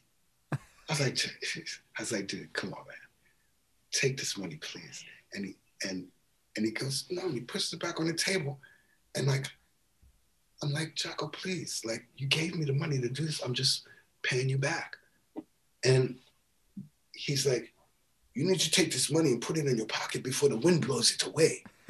Like, and I'm like, what kind of dude is this? Like, 800 Deutschmarks is like, that's a lot of money. Yeah, it's like $500-600 bucks. You know what I'm saying? It's not just chump change, you know? And so I look at him, I put the money away, right? And so another day I run into somebody else who knows this guy, and I knows him, but it wasn't one of our regular lunch mates. And I was like, what is up with this dude Jocko, man? Blah, blah, blah. And they go, oh, you know, he is a promoter. He's a big time promoter. And he's a multi-millionaire. And I was like, oh, what does he do? She's like, oh, you know David Hasselhoff? I was like, the night rider? Night rider, yeah. And they're like, yeah. I was like, what about him? They're like, well, he's a very big singer here. Yeah. And Jocko is the guy who, I don't know if he's his manager or promoter or whatever, but he works with David Hasselhoff. I'm like, get the fuck out. Just, yeah. And so I got money from the night rider. So he's out there spreading around that night rider money. You know? You should have been like, let me be the voice of the car. Yeah, right? That's a good job right there. Could you imagine if you had been the voice of the car? Yeah, the car would be cussing too much. That would be a problem. Yeah, we should do a web series where we take old episodes of that and we overdub you whenever it's the car. Could you imagine that shit? That's brilliant right there. Just talking shit. I am so down to do that. That's brilliant, right? We got to get Leon in on that because yeah. No, that's brilliant. That's a brilliant idea, man. That's a brilliant idea. Like, I'm like Greg. Like, be careful what you say when you're joking. You might have to do that shit on stage. I'm all ideas. I'm nothing but ideas. I have so many ideas. I don't have the time or the resources to do anything with. You and me both. Like, if I could just sell ideas to people, I would. You'd be a multi-millionaire. Oh my God, yeah. I have amazing ideas all the time. You and me both. Whew. You and me both. But yeah, man, the Germans are really awesome people, just in general. And they're, like I said, they're so well educated, and they're so, like everywhere I went, like I remember one time I was there's this area in Germany called Hessen, and they speak a form of German, I guess it's Old German, called Hessisch. Well, I met this, like she wasn't my girl or nothing, but I met this Black girl, and homegirl grew up in Hessen. And so she's African in a mug. Like, I mean, she's black features, African features. I mean, homegirl was gorgeous. But really, really beautiful African skin and features. But she spoke Hessisch. And so I forget why we were even up in Hessen. I think we went to see a show or visit a friend of theirs or something. And when homegirl would speak Hessisch to these Germans, their mouths would drop on the floor, because they would say all kinds of prickly shit about us. And then she would respond, and they'd just be like, you know, because she could speak. She grew up in that atmosphere. And it was so fun to be with her and be around those people. And just as I was starting to understand, like, you know, mein Deutsch ist scheiße, you know. Yeah. I can understand enough. Like, I learned that I can figure out enough of any language to get my face slapped and go shopping, you know. And that should be a book you put out where it's just right, like you on the cover, and you're like, how to get your face slapped, and go shopping in any language, right? And how to say I'm a vegetarian in any language, you know. And but just as I was starting to, like, I'd be in a room with a room full of Germans, and they'd be speaking, and I didn't answer in Deutsch, but I would answer in English, because most everybody spoke both languages that I hung out with. And they were like, oh, Mikel, you understood what I said, yes? And I was like, yeah. And then she came around, and I was like, I don't understand what she's saying, though. And they're like, I know, this is Hessisch, and it is, like, German is based on this, but it's another thing. And so, yeah, and that was the other thing, is just like being in a place where, like, being in England was mad cool, because, you know, I don't speak their language. I speak American according to them. Right. No, they're right. They're right. But we could understand each other, you know?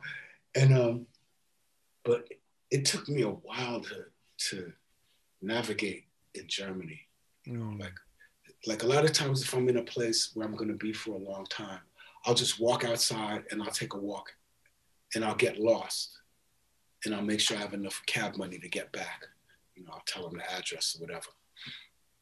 And so, you know, the first time I was in Frankfurt, that me and Nick were, like, Nick was at work or something, and I just walked out the house and I walked around.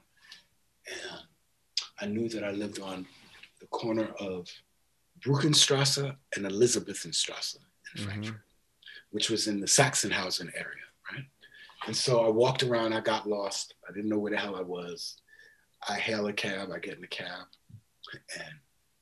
And I couldn't remember for the life of me the names of either of the two streets, because he lived right on the corner of these two streets. But I couldn't remember the name of either one of them. And so I say to the driver, I live at Strasse or something. And dude turns around, and almost in like Brooklyn cab speak, he's like, everything is Strasse. Everything's Strasse here, buddy. Yeah. But the way he said it was just like a real old school Brooklyn cab driver. Like, everything's Strasse here, buddy. Strasse means street. That's great. And he shocked me into like remembering, like, oh, it's Bruckenstrasse. Okay. Bruckenstrasse, what? And I was like, well, the corner of Bruckenstrasse and Elizabeth. Oh, yes, I know, Sachsenhausen. And I was like, yeah, and he just took me back home. But he said it in perfect, like, Tootie Muldoon from Car 54. Hilarious. Yeah. I'm remembering I've heard all of these stories before. Yes. Yes. Yes. But you always tell them a little different. Well, because they come up in different contexts. No, I know. It's great. You know what I mean? So if it comes up in the context of a conversation about streets, you know, or if it comes up in the context of Germany, but I love Germany to this day, and I love Berlin, and I have like a lot of good friends that live in Berlin. Well, we have one that's in common, and that's Satch Hoyt. Oh yeah. I don't know if you know Kenny Martin from Defunct. I know who he is. I don't know him personally. He's one of my childhood friends. I grew up with him and JT Lewis, who I know you're close with. Yeah. JT lived down the block from Kenny Martin. And then around the corner from him lived Tony Thompson, the drummer from Chic, who I know Tony since I was 18, 17. I'd probably known JT since, I know JT since he was, I don't know how old I was, but I know JT since he was 17. Because his 18th birthday, me and Blue Sky, we had mad sheets of Mr. Natural Acid. And you can ask JT about the story. I know this story. I know it's one of his favorites. It's one of JT. I've heard this story told by several people. Yes. Well, me and Sky went over JT's house. Sky doesn't remember this, by the way. It's funny. He doesn't remember that, and the other time. Yeah, he doesn't remember acid shit, I guess. but I know I had like mad sheets of Mr. Natural Acid. We psychedelicized the hood. And so we went over JT's house for his birthday, and we brought a whole bunch of neon paint. Washable neon paint. And JT's parents were away for the weekend, and we dropped acid and painted JT's whole room in neon paint and listened to music and bugged out for like 2 days. And then on Sunday, we painted his room, we cleaned up his room and painted all the walls back, and like nothing ever happened, you know? Wow. But that's how long I know JT. I guess I met Kenny Martin when, I remember on my 21st birthday, Kenny Martin was like, damn, how old are you? I was like, I'm 21. He's like, you're old. I'm like, what? Old? Motherfucker, how old are you? He was like, I'm 17. And back then when you were 17 and somebody was 20, you did feel a lot older than them. But I was like, don't worry, bro, you'll catch up. Yeah. And for years, me and Kenny lived in the same house. Me and my girlfriend and Kenny and his girlfriend and our other roommates. We all had a big house that we rented. And one day, I guess Kenny he had just started playing with Defunct. So he was in his late 20s. And he just came to me and was like, bruh, I caught up.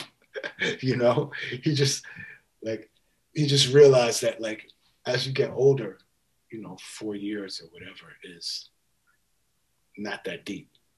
It's only that deep when you're a kid or when you're, you know.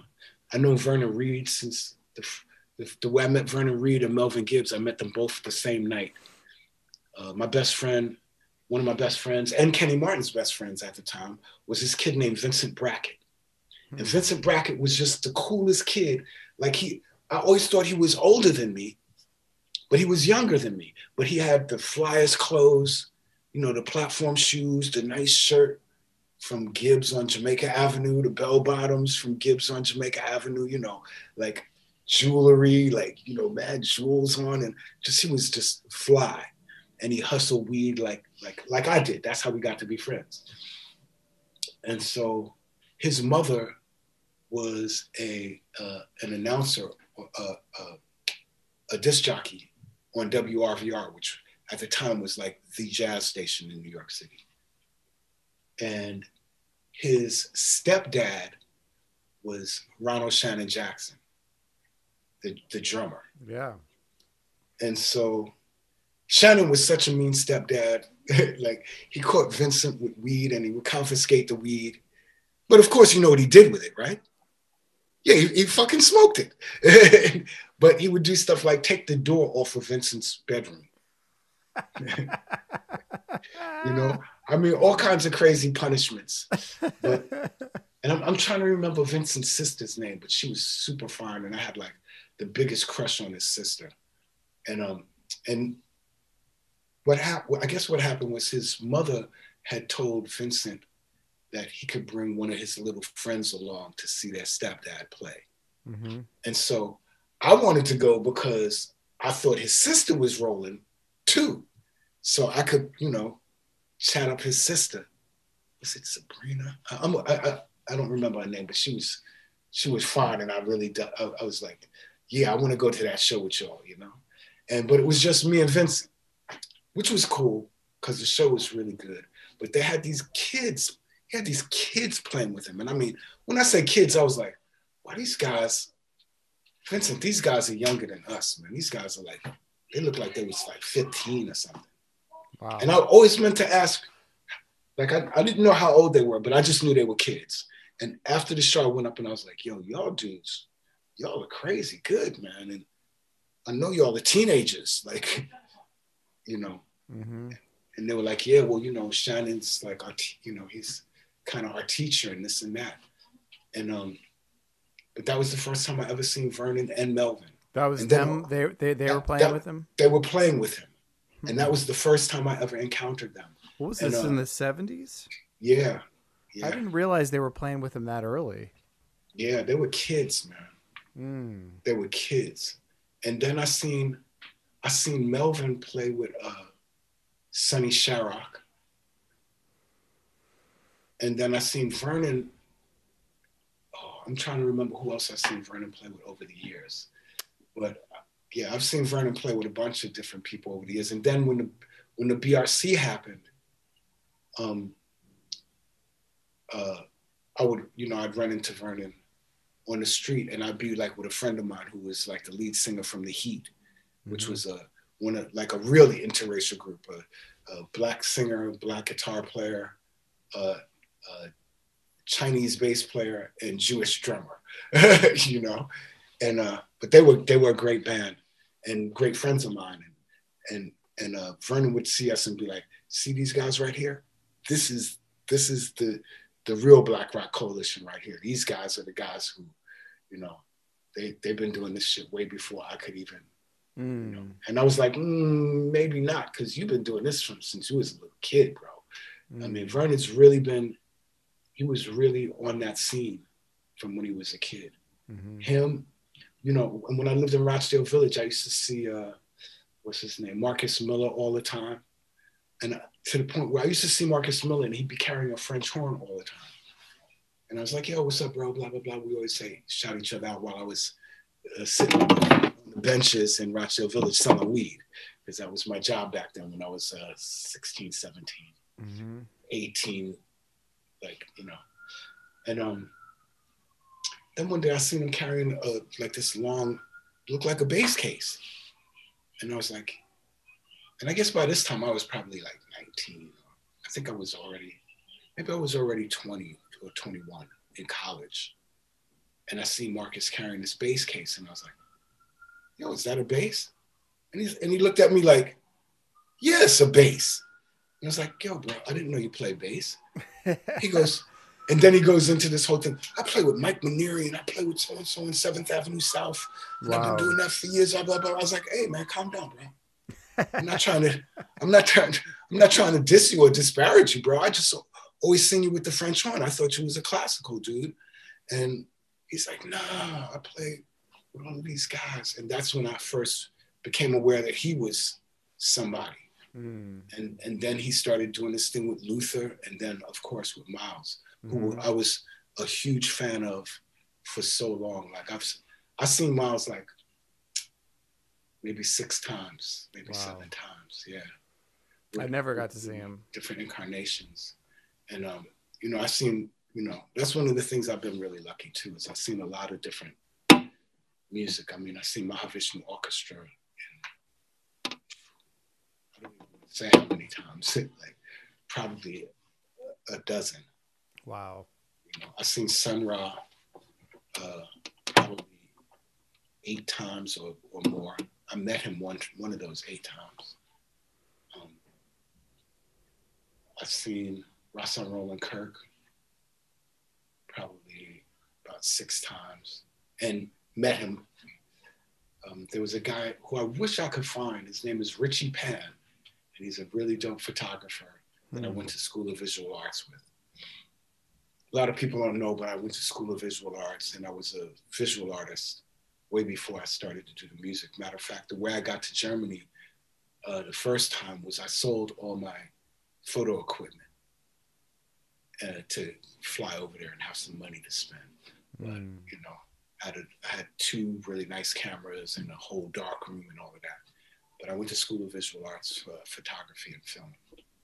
And one of my classmates was this guy named Richie Pan, who I think he was a couple of years older than me, but he got married while we were in school. And his wife didn't like jazz. And I was like, how you gonna marry some woman who don't like your music? But anyway, he had a personal relationship with Rahsaan Roland Kirk.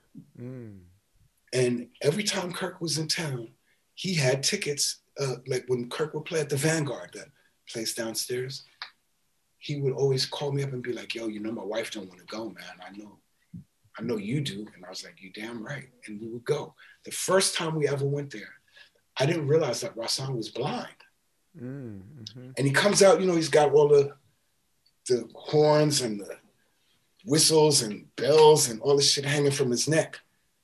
And he comes out and you know, he comes out talking shit. You know how Rahsaan is, like, you're about to witness the miracle of saxophone. Right. And I mean, just like, just the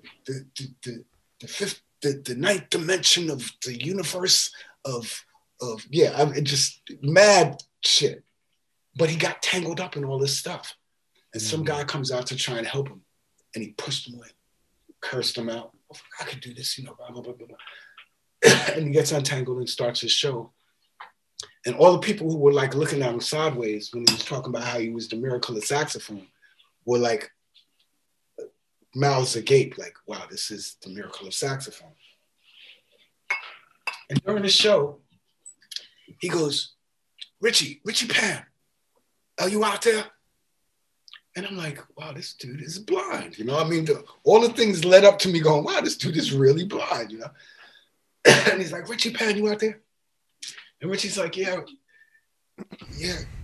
Kirk, I'm out here. And he's like, look here, man, come to the dressing room after the show, you know? He goes, you know where it is? And he laughs. And I'm like, why are they both laughing? Like, what's so funny about the damn dressing room? And it's because the dressing room was in the kitchen at the Vanguard. I don't know if you've ever been there, but like, I never knew that that's where the dressing room was. But I go back there. Rahsaan Roland Kirk, you know, used to do the nose flute. So he do the nose flute, and he could talk at the same time he's doing the nose flute, or he could play another instrument while he was doing the nose flute. So we go backstage. I mean, this is in between sets. So he's going to do another show. So the kitchen is in full effect. So whoever the guy that was cooking was back there doing their work. And, you know, the guy who's cleaning up is, you know, the prep dude or whatever. They're all back there working. And Rahsaan's sitting in a chair playing this nose flute and eating a piece of fried chicken and talking shit. Wow. Like all at the same time. Like, yeah, Richie, yeah, good to see you, man. And then he laughed, like, because he had a gazillion blind jokes too. That's the other thing. Like, he never let up on the blind jokes. Like, he was like, yeah, I was trying to do this, but I was so high, I was blind. You know, like he just, and he just never let up on the blind jokes. Like, he just had mad blind jokes, but all while he's blowing this nose flute and eating a piece of fried chicken. I never seen anything like it in my life. Wow. You know? Wow. And yeah, and yeah, he's somebody who I'm trying to find still. I'm trying to, if I ever run across him, because I'd like to see his photographs. He was a genius photographer. And all the shows I went to, you know, I rarely brought my camera because I didn't want to be, you know, this was in the days of f-stops and shutter speeds. Right. And real film. Right. And I didn't want to be sitting there doing that kind of math and what. I wanted to see the show. The only show that I ever really photographed was Miles Davis at the Bottom Line. And so I have a bunch of pictures that no one's ever seen of Miles Davis to this day. Wow. You know, and I mean, I've seen a lot of shows, but I hardly ever photographed anything. I've seen Betty Davis live. I wish I had photographed her because she was right there. Yeah. You know, just like Miles at the Bottom Line. The Bottom Line was such an intimate place. You know, there was hardly any seat there that like wasn't a good one. You know. Yeah, I remember it. I've been there a few times. It's a really good venue, man. Really good venue. I miss so many venues, and now I just heard that the guy that used to own the Ritz, the Ritz became Webster Hall. Right. Okay, the Ritz. I've seen so many shows at the Ritz. Like, I mean, so many. I've seen Prince. I've seen Funkadelic. I've seen Third World. I've seen Steel Pulse. I've seen Culture Club. I mean, I can go on and on and on and on. The Ritz was like really that spot.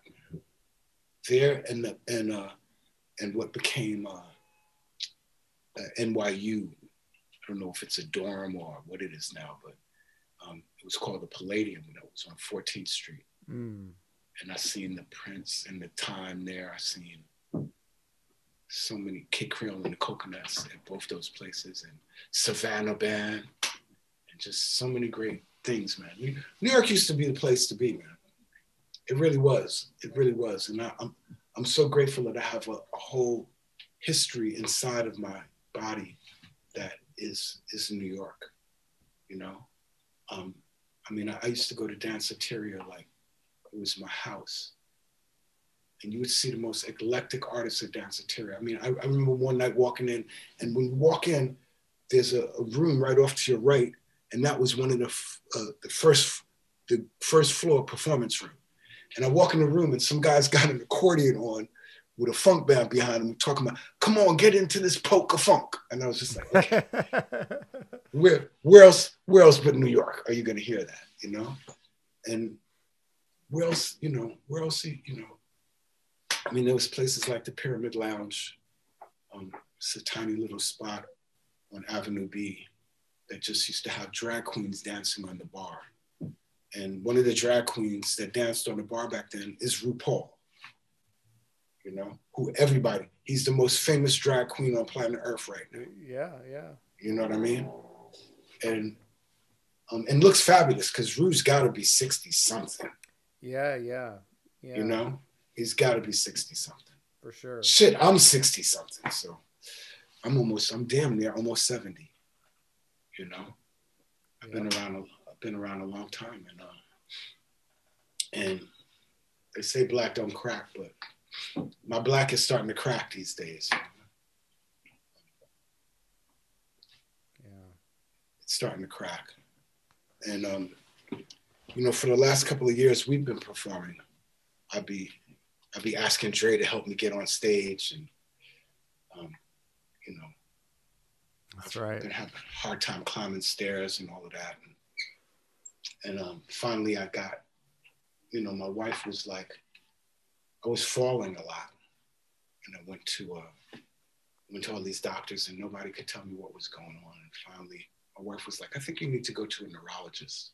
I don't even know how she knows that, and to this day she doesn't either.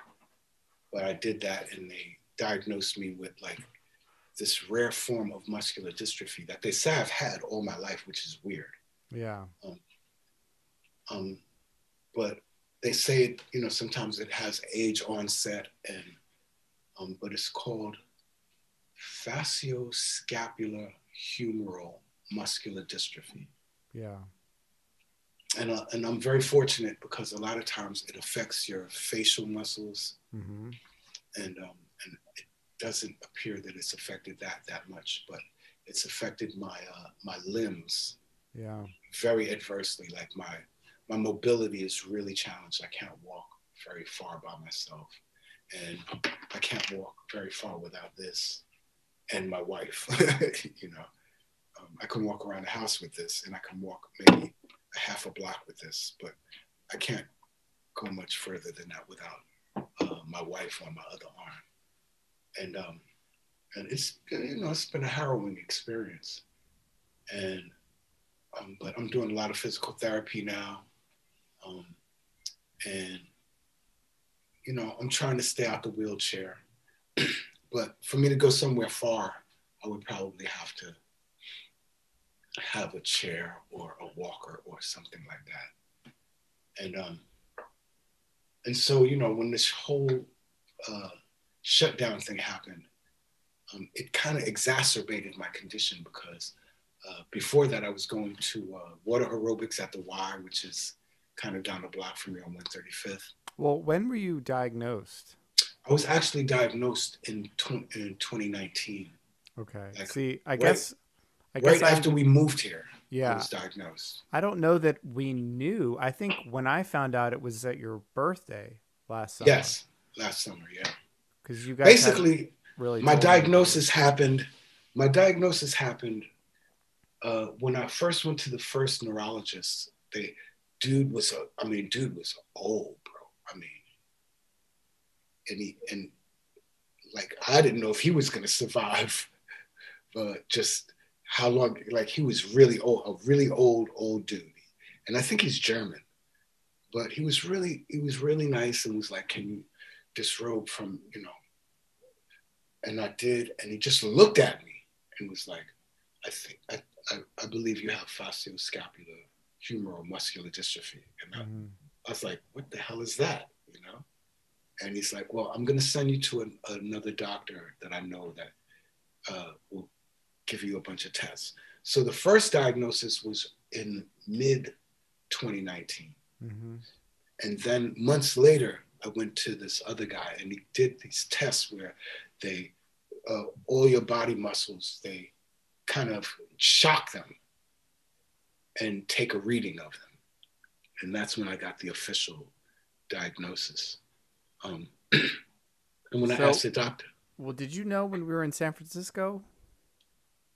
No, but when I was in San Francisco, I had gotten that first diagnosis, yes. Because wasn't that in the summer of 2019 we were there? Yes. Right. But the actual official diagnosis from the other guy who did all the tests didn't come until September or October of that year. But yeah, I had gotten the initial diagnosis back then. And but you know, it was because, and you witnessed it, then I fell in San Francisco.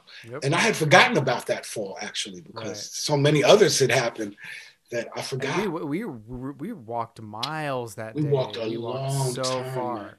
We and walked you know from what's, like I'm so Civic used Center to that. like Haight-Ashbury. All the way to Haight-Ashbury, yeah.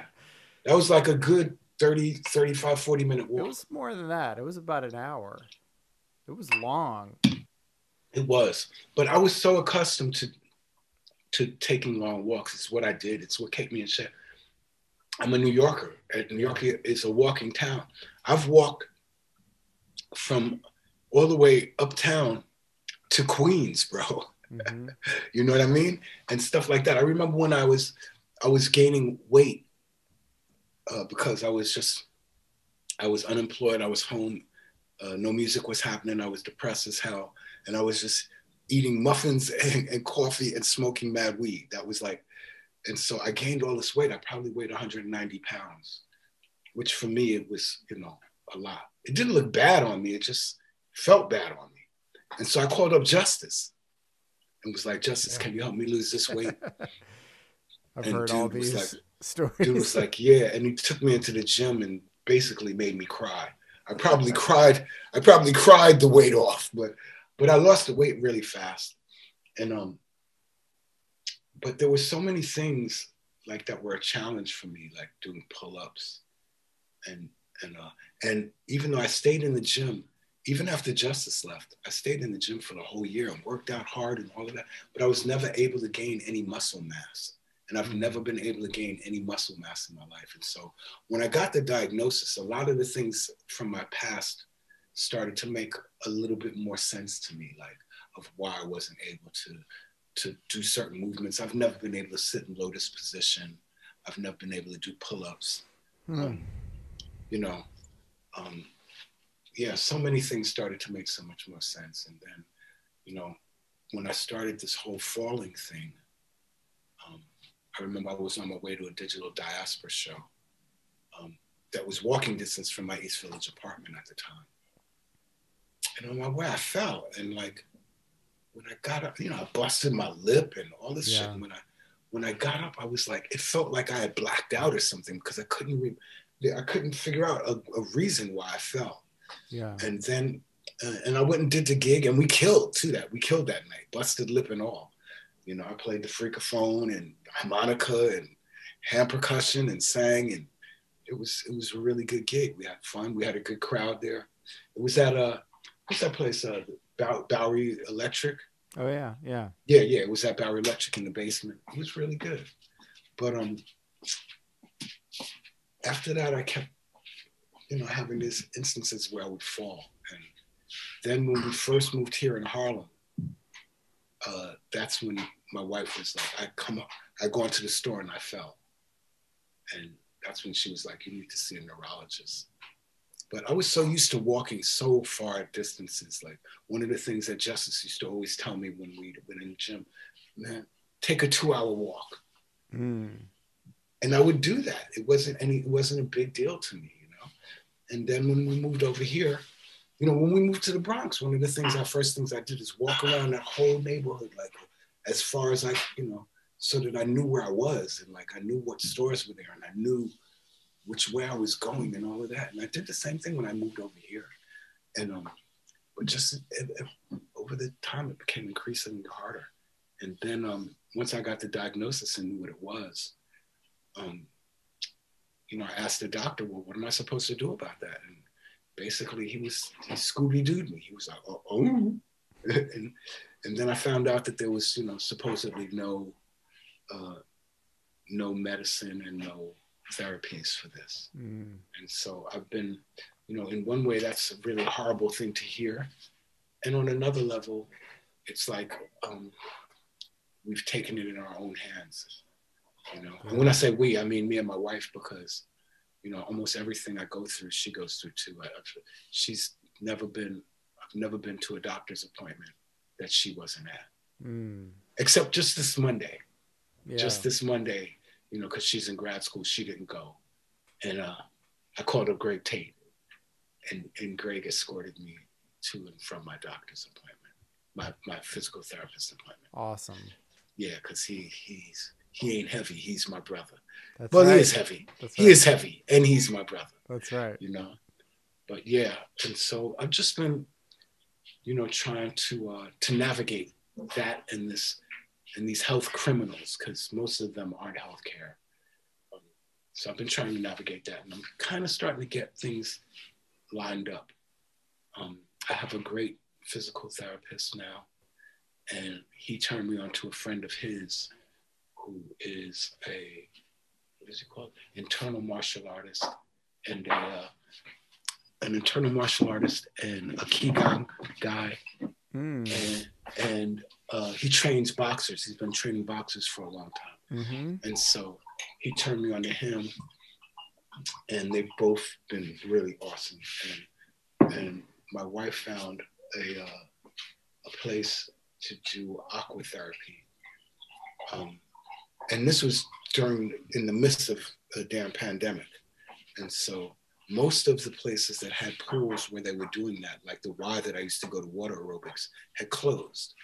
And before the pandemic, I was going to a healer in Montclair, New Jersey, which was a far trip.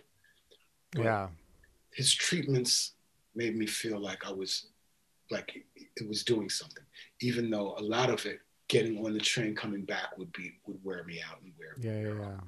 And but during the pandemic, all of that stopped, and so I was receiving no treatment, and this thing jumped on me, like it exacerbated it really, really rapidly. And but she found this water therapy place, but it's like way out in Bay Ridge, and so from here in Harlem, like with no traffic, it's about an hour drive. Yeah. With traffic, it can be like 2 hours, 2.5 hours to get home.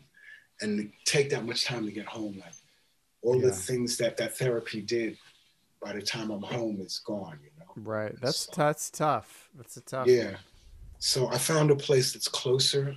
I just, you know, because of all this pandemic business, I don't know if it's open or not. Right. And so I'm trying to figure out all these different treatments, and, you know, and so many people, yourself included, have helped me in ways that, like, if I talk about too long, I'll start to cry.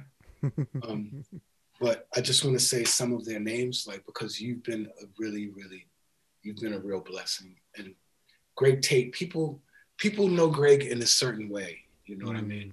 But one of the things that people don't know about Greg is that he's probably one of the sweetest people in this whole world. Like, I know that. Yeah, I know you. I can co-sign on that one. You can, right? I mean, he's just like he's been my brother in a way, like, for years. And you see our relationship. Me and Greg could have a fist fight, and 5 minutes later, we'd be all good. Like, I mean, that's never happened. And, you know, I wouldn't raise my hand to Greg, and he wouldn't raise his to me. But I'm saying that's how we are. Like, we could argue incessantly, and there's never a little tiny drop of love lost. Like, not a drop, because that's how full of love Greg is, you know? Andre LaSalle. Andre LaSalle is like one of the, like he's so kind that people don't believe that he's being genuine. I could see that, yeah. You know what I mean? Like he's that's really his heart. He's really that person. Yeah. And I've known Lady Miss Kier since the Delight days. And when I moved to London in 95, she was in London during that time. So I used to see her at the places that I mentioned, the End, and at the Blue Note, which housed those 2 nights, Metalheads and Anoka. And so I used to see her all the time, and we got to be great friends over the years. Like, she's a really great person, like, and a real heart-filled person. And for a while, her and Dre were hanging out, and I got to know her even better. Yeah. And we've become like real friends. And Miss Kier is a gem of a friend. And she's really been looking out for your boy too. She's really gone out of her way to do things to make my life awesome and bearable. Wow. And I'm just, you know, I mean, obviously, you know, our relationship with Shelly Nicole. Shelly is one of my wife's best friends, and Shelly is one of my best friends, you know, and one of mine. Yeah. she's just, wow, what an incredible human being. Yeah. And then so many of the sugars, like, I just talked to Paula yesterday. I just, you know, I think everybody keeps up with each other. And, well, I can't speak about anybody else. Everybody has been keeping up with me. V. Jeffrey Smith is somebody who I used to just be his fan. Yep.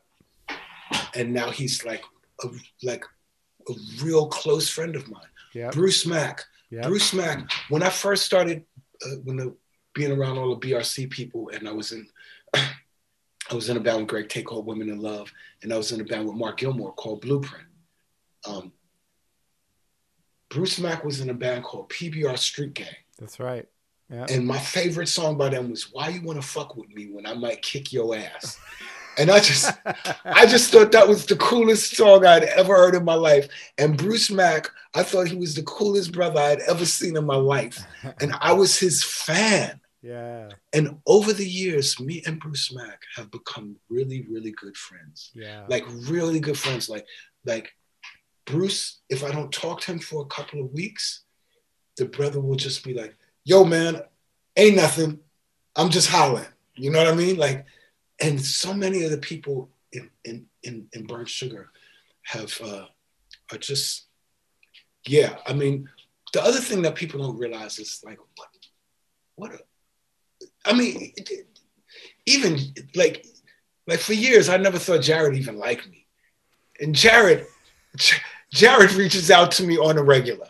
You know what I'm saying? Jared will send me an email. You know how Jared communicates, right? Like, it's all in the subject. yeah. The whole email is in the subject line.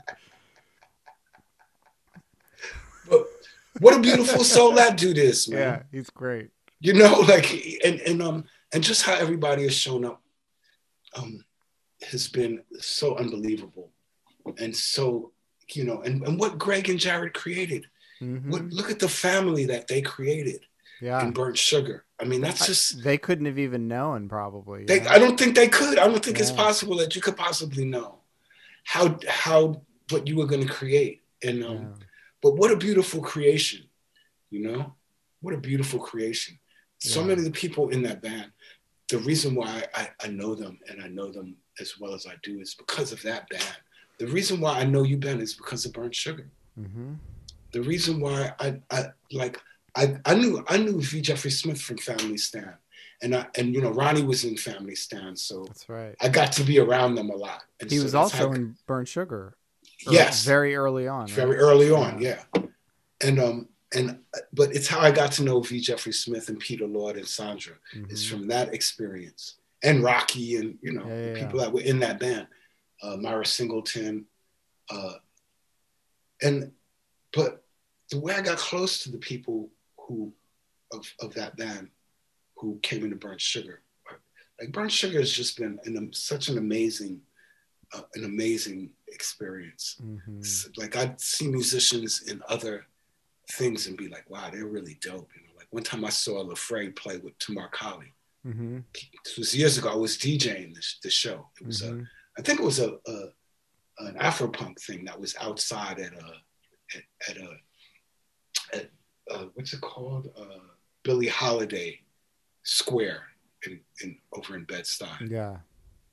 And I was like, wow, who is that drummer? And Tamar Kali's like, she don't want nothing to do with you, Mikel. I was like, baby, I'm talking about her as a drummer. Like, and then a few years later, you know, she's playing with us. And like for a couple of years, like me and LaFrey would talk at least every couple of weeks. Yeah. Like for years on end. Like that sister became like a real friend. Like Maz, I know Maz from Burnt Sugar. Yeah. Maz was my drinking buddy on the road. Like I'm a little bit afraid to fly, you know? And so, you know, I always hit the bar before we get on the airplane, you know? Right. And me, Maz, and Flip is Flip. Well, Flip I've known before I know everybody. I know Flip from a whole other situation. Flip followed my roommate home. Right. We all know that story. And we liked him, and so we let him hang out. Right. And then years later, when we started Women in Love, Greg was like, "Oh, I got this trumpet player that's coming down." I was like, "Greg, this is a rock band. We don't need no goddamn trumpet player." And then Flip comes in, and then I realized he's got a trumpet in his hand, and I was like, "Oh, this is our trumpet player!" Like, Flip is like, you know, and he's somebody I talk to all the time as well. Yeah. And I've known Asim before he was born. You know what I mean? And Asim will just call me up just to check in on me and say, "Hey, how you doing?" Blah, blah, blah. And he was like that before all of this illness stuff, you know? That's good. But Burnt Sugar is an amazing thing, man. It really is. And it's brought some amazing people together in a really beautiful way. In a really beautiful way. Yeah, I miss the work. I do too. A lot. I do too. I miss the camaraderie of that. Of it, the whole package. Yeah, the whole package, you know. I miss Avram. I miss Avram being late. I miss Avram being a pain in the ass. Yeah, I talked to him just a week ago or so. I miss Leon Grunbaum. Oh my God, man. I miss Leon, man. I met Leon when he played with Vernon. When I lived in London, they played Jazz Cafe and I went to see them. Yep. And Leon just looked crazy. He had muckalucks on. You know what muckalucks are, right? They're these big furry ass boots. He had a jumpsuit on, muckalucks and dyed hair. Yeah. Like he had long hair, like that was green or something. I don't know. Blue. Chartreuse. It was blue. Oh yes, it was blue. Right. Yeah. Thank you. And I was like, so I pulled Vernon to the side. I was like, Vernon, where the hell did you find this dude? And Vernon's like, he's really dope, isn't he? And I was like, yeah, he is. he really is. And I never thought that I would, like not just play with him, but actually have a friendship with him. Like I actually, Leon actually asked me to be a part of his band at the time, which was Gene and Machines. And I was super humbled by that. And humbled like that, at first, so like Leon's like, I wrote a song and I want you to sing it. Wow. Yeah. And I've got other songs that I want you to sing. And I was just like, wow, like, yeah, that's humbling, bro. And like, from an artist to me, of the caliber that he is, to think that I'm worthy of that is humbling. And so I miss all the burnt sugars, man. Yeah. I miss all the burnt sugars. We'll see what happens, Yeah. I mean, yeah. I can't see moving forward in life without all of that, I can't either, man. Like, I'm like, I really can't either. My voice is really out of shape. So, I've been talking, I was like, the other person that I got to mention who's been awesome is JS. Oh yeah. Nice. JS, if I need to go to Trader Joe's or if I need to go to the dispensary and get some CBD oil or whatever, like if I call JS, it's like that dude is like, yeah, what time you want to make this move? Like he's just been awesome. But one of the things he also did for me is like my voice is out of shape, and he was like, oh, well, I was talking to Corey Glover, and Corey was like, motherfucker, just chew gum and hum, and that'll keep your voice in shape. Chew gum and hum. Okay. Corey Glover is like probably one of my favorite all-time male singers. Yeah, he's one of the greatest ever. He really is. He really is. And I hope he doesn't see this. No, because I like to joke. He won't make it this far if he does. Yeah. Right. But he's a giant. He's a giant, and what he can do with that voice is just such an amazing powerful thing. Yeah. It really is a thing of power, but that's what JS was telling me, that he's like, well, when you're not busy, there are little tricks, and that was one of his little tricks. I'm sorry I gave it away, Corey, to everybody. I'm sorry. Well, But yeah, that's what I've been doing. I'm trying to get back in shape. I started playing the drums at my house again. You can see. Nice. You can see the cymbals behind me. All right. It's my little Yamaha drum set. But it keeps me rhythmically in touch. Good. One of the things, I might not be the greatest whatever, but one of the things I'm never is out of rhythm. I'm always on point rhythmically, and playing the drums a little bit helps me do that. Mm-hmm. I just, a really close friend of mine passed away last year, Michael Adams. Right. And so I have his saxophone here. So I've been playing that a little bit as well. It's almost been a year, and it's almost been a year since Ronnie left. It'll be a year Monday that Michael left, and that Friday, the following Friday, after that will be the 6th.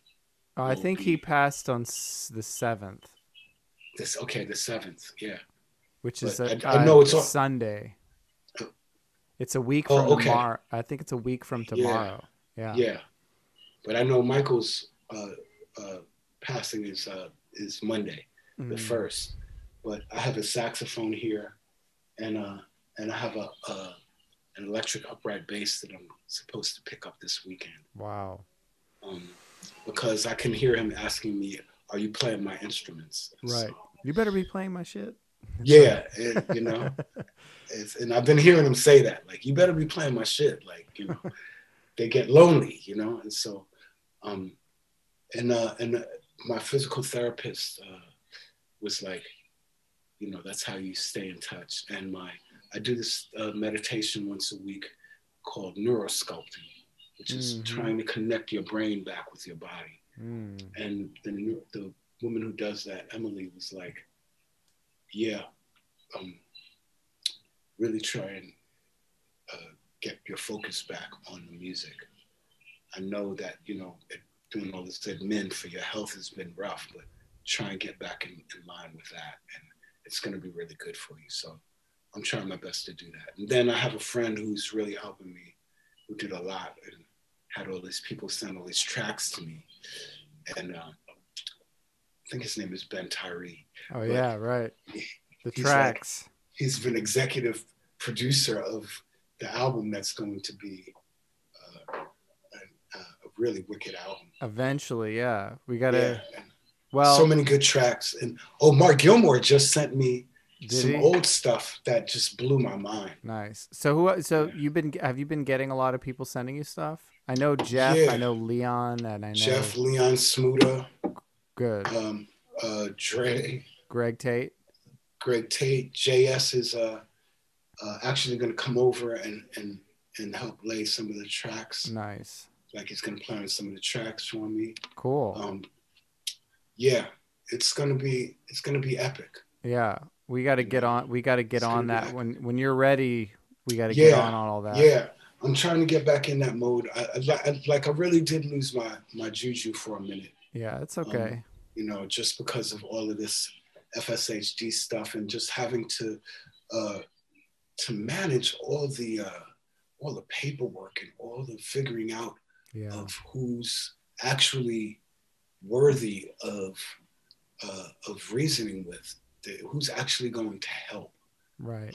So many of these people have not been a help; they've been a hindrance. Yeah. And so now that I'm getting that in order, and I have people beseeching me to get my mojo back on. You know?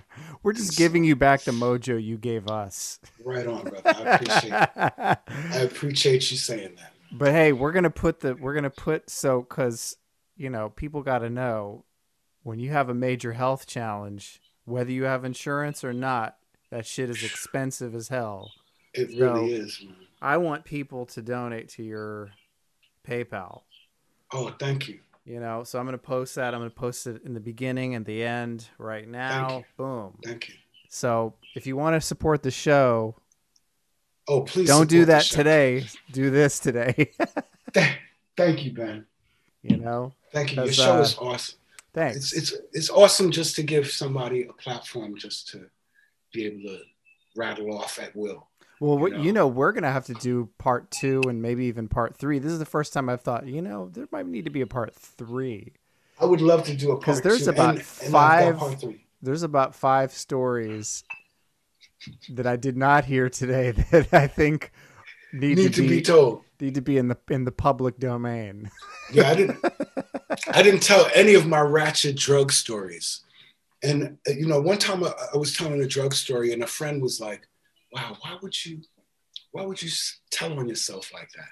And I was like, "Well, because people need to know that they can be that low, and then come back from that." Sure. People need to know that. And like I was, you know, I've been in places where I was really low, like.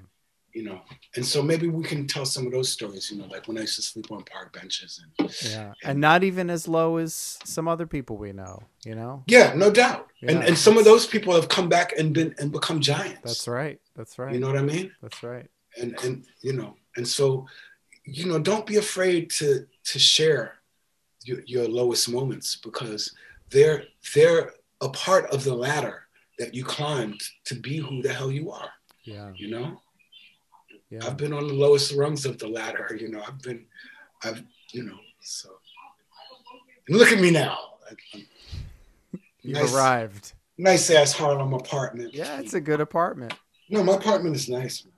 But you know, we're about to, you know, we're looking to get a house, and we're trying to move on up like the Jeffersons.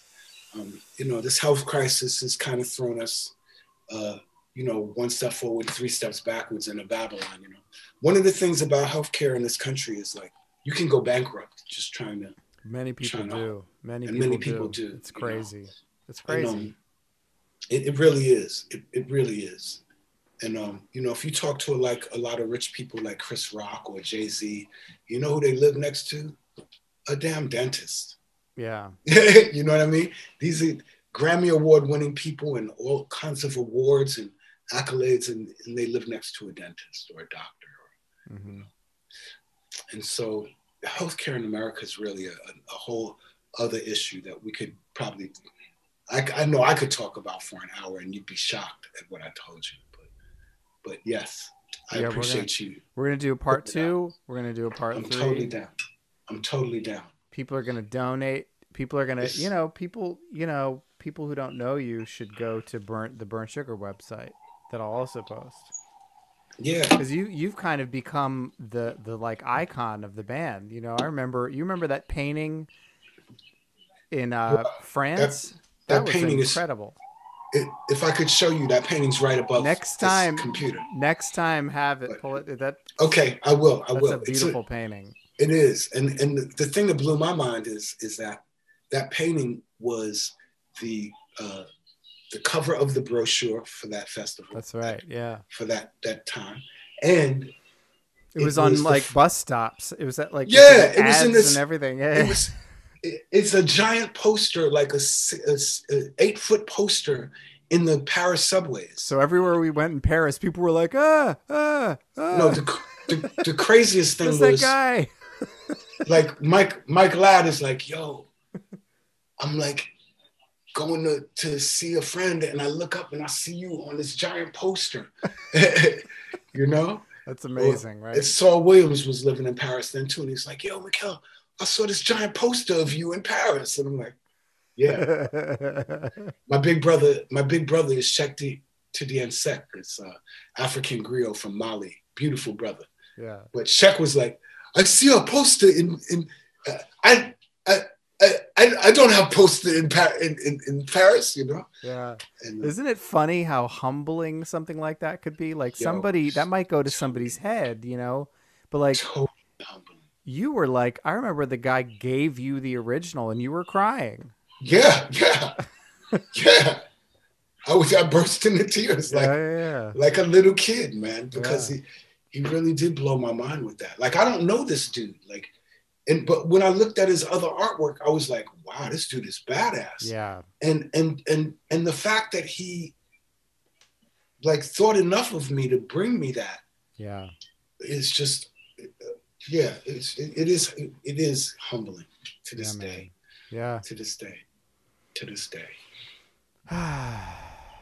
Well, it's getting to be about the grub hour. Same here. Yeah. So this was good. This was good. This is the kind of episode I like where I barely say anything. And I just listen. Yeah. I like your interviewing style. Well, it's different. It's different for everybody. I have to accommodate each person. Some people are not talkative at all, and I have to Well, I'm not that person. No, like, I know you're not. Especially, I've always known you're not. Especially like once I'm comfortable with the people I'm around. Right. You know. Right. I mean, that's why we started off the conversation not about me. Right. Because I'm very comfortable talking to you. So yeah, we talk every week. Every week. Sometimes not just once. But most of the time more than once. We're committed to once a week. And that's we awesome. have a weekly commitment. We have a weekly commitment, and that's one of the most awesome things that's ever happened. Is like having a weekly commitment to talk to somebody, and I think other people should do that. Like, just like your friends and the people that you're close with. I've lost a lot of people in the last couple of years. My big brother, Ronnie Drayton. Yeah. My brother, Michael Adams. Yeah. Terry Lewis. Kid Lucky. Mm-hmm. And I've lost a lot of people. And the one thing that I wish I had done is talk to them all more. Yeah. Like me and Ronnie, I used to call Ronnie a messenger all the time and FaceTime with him and we talk. And every time he talked, he would mention something that would set us off on this whole Queens thing, because we grew up, around each other. And we started to talk about like, wow, I want to do this thing, Ronnie, where you interview me and I interview you. And so that was one of our plans. Yeah. The other plan was like, Ronnie called me up out of the blue one time and was like, all right, I got 3 tracks and can't nobody else sing on them but you. And I was like, what? He's like, I said, I got 3 tracks and can't nobody else sing on them but you, you know? So, you know, you never know what the universe has planned for you, but make your plans to stay in touch with each other. Yeah, it's important. Make plans to, you know, to talk to each other, because when you do, you grow, you grow exponentially. That's true. You know, and it is very true. And it's something that I learned in this last year that's been a powerful thing and a beautiful thing from this. Because what we've got to do now is we've got to look and figure out what all the lessons are of what just happened to us. That's true. You know, we can't just look at it like, fuck 2020 and blah, blah, blah, blah, and all of that. We got to look at it like, how did I grow and what did I learn? That's right. You know? That's right. Yeah. Yeah, man. And I think that's a good place to leave it at. Well, I'll be talking to you in 2 days. Yes, sir. and I'm still looking forward to it. Yes. Our weekly constitution. Yes, sir. All right. Well, you take care. Have a good weekend. You do the same, good brother. We'll be in touch. Good to talk to you. Yes. Yes, sir. Yes, sir. All right. Love you. Love you too, my brother. Take care. All right. So that was pretty cool. Lots of stories, and lots more stories. You know, so many stories. It's crazy. So we're going to do a part 2 and a part 3 at some point.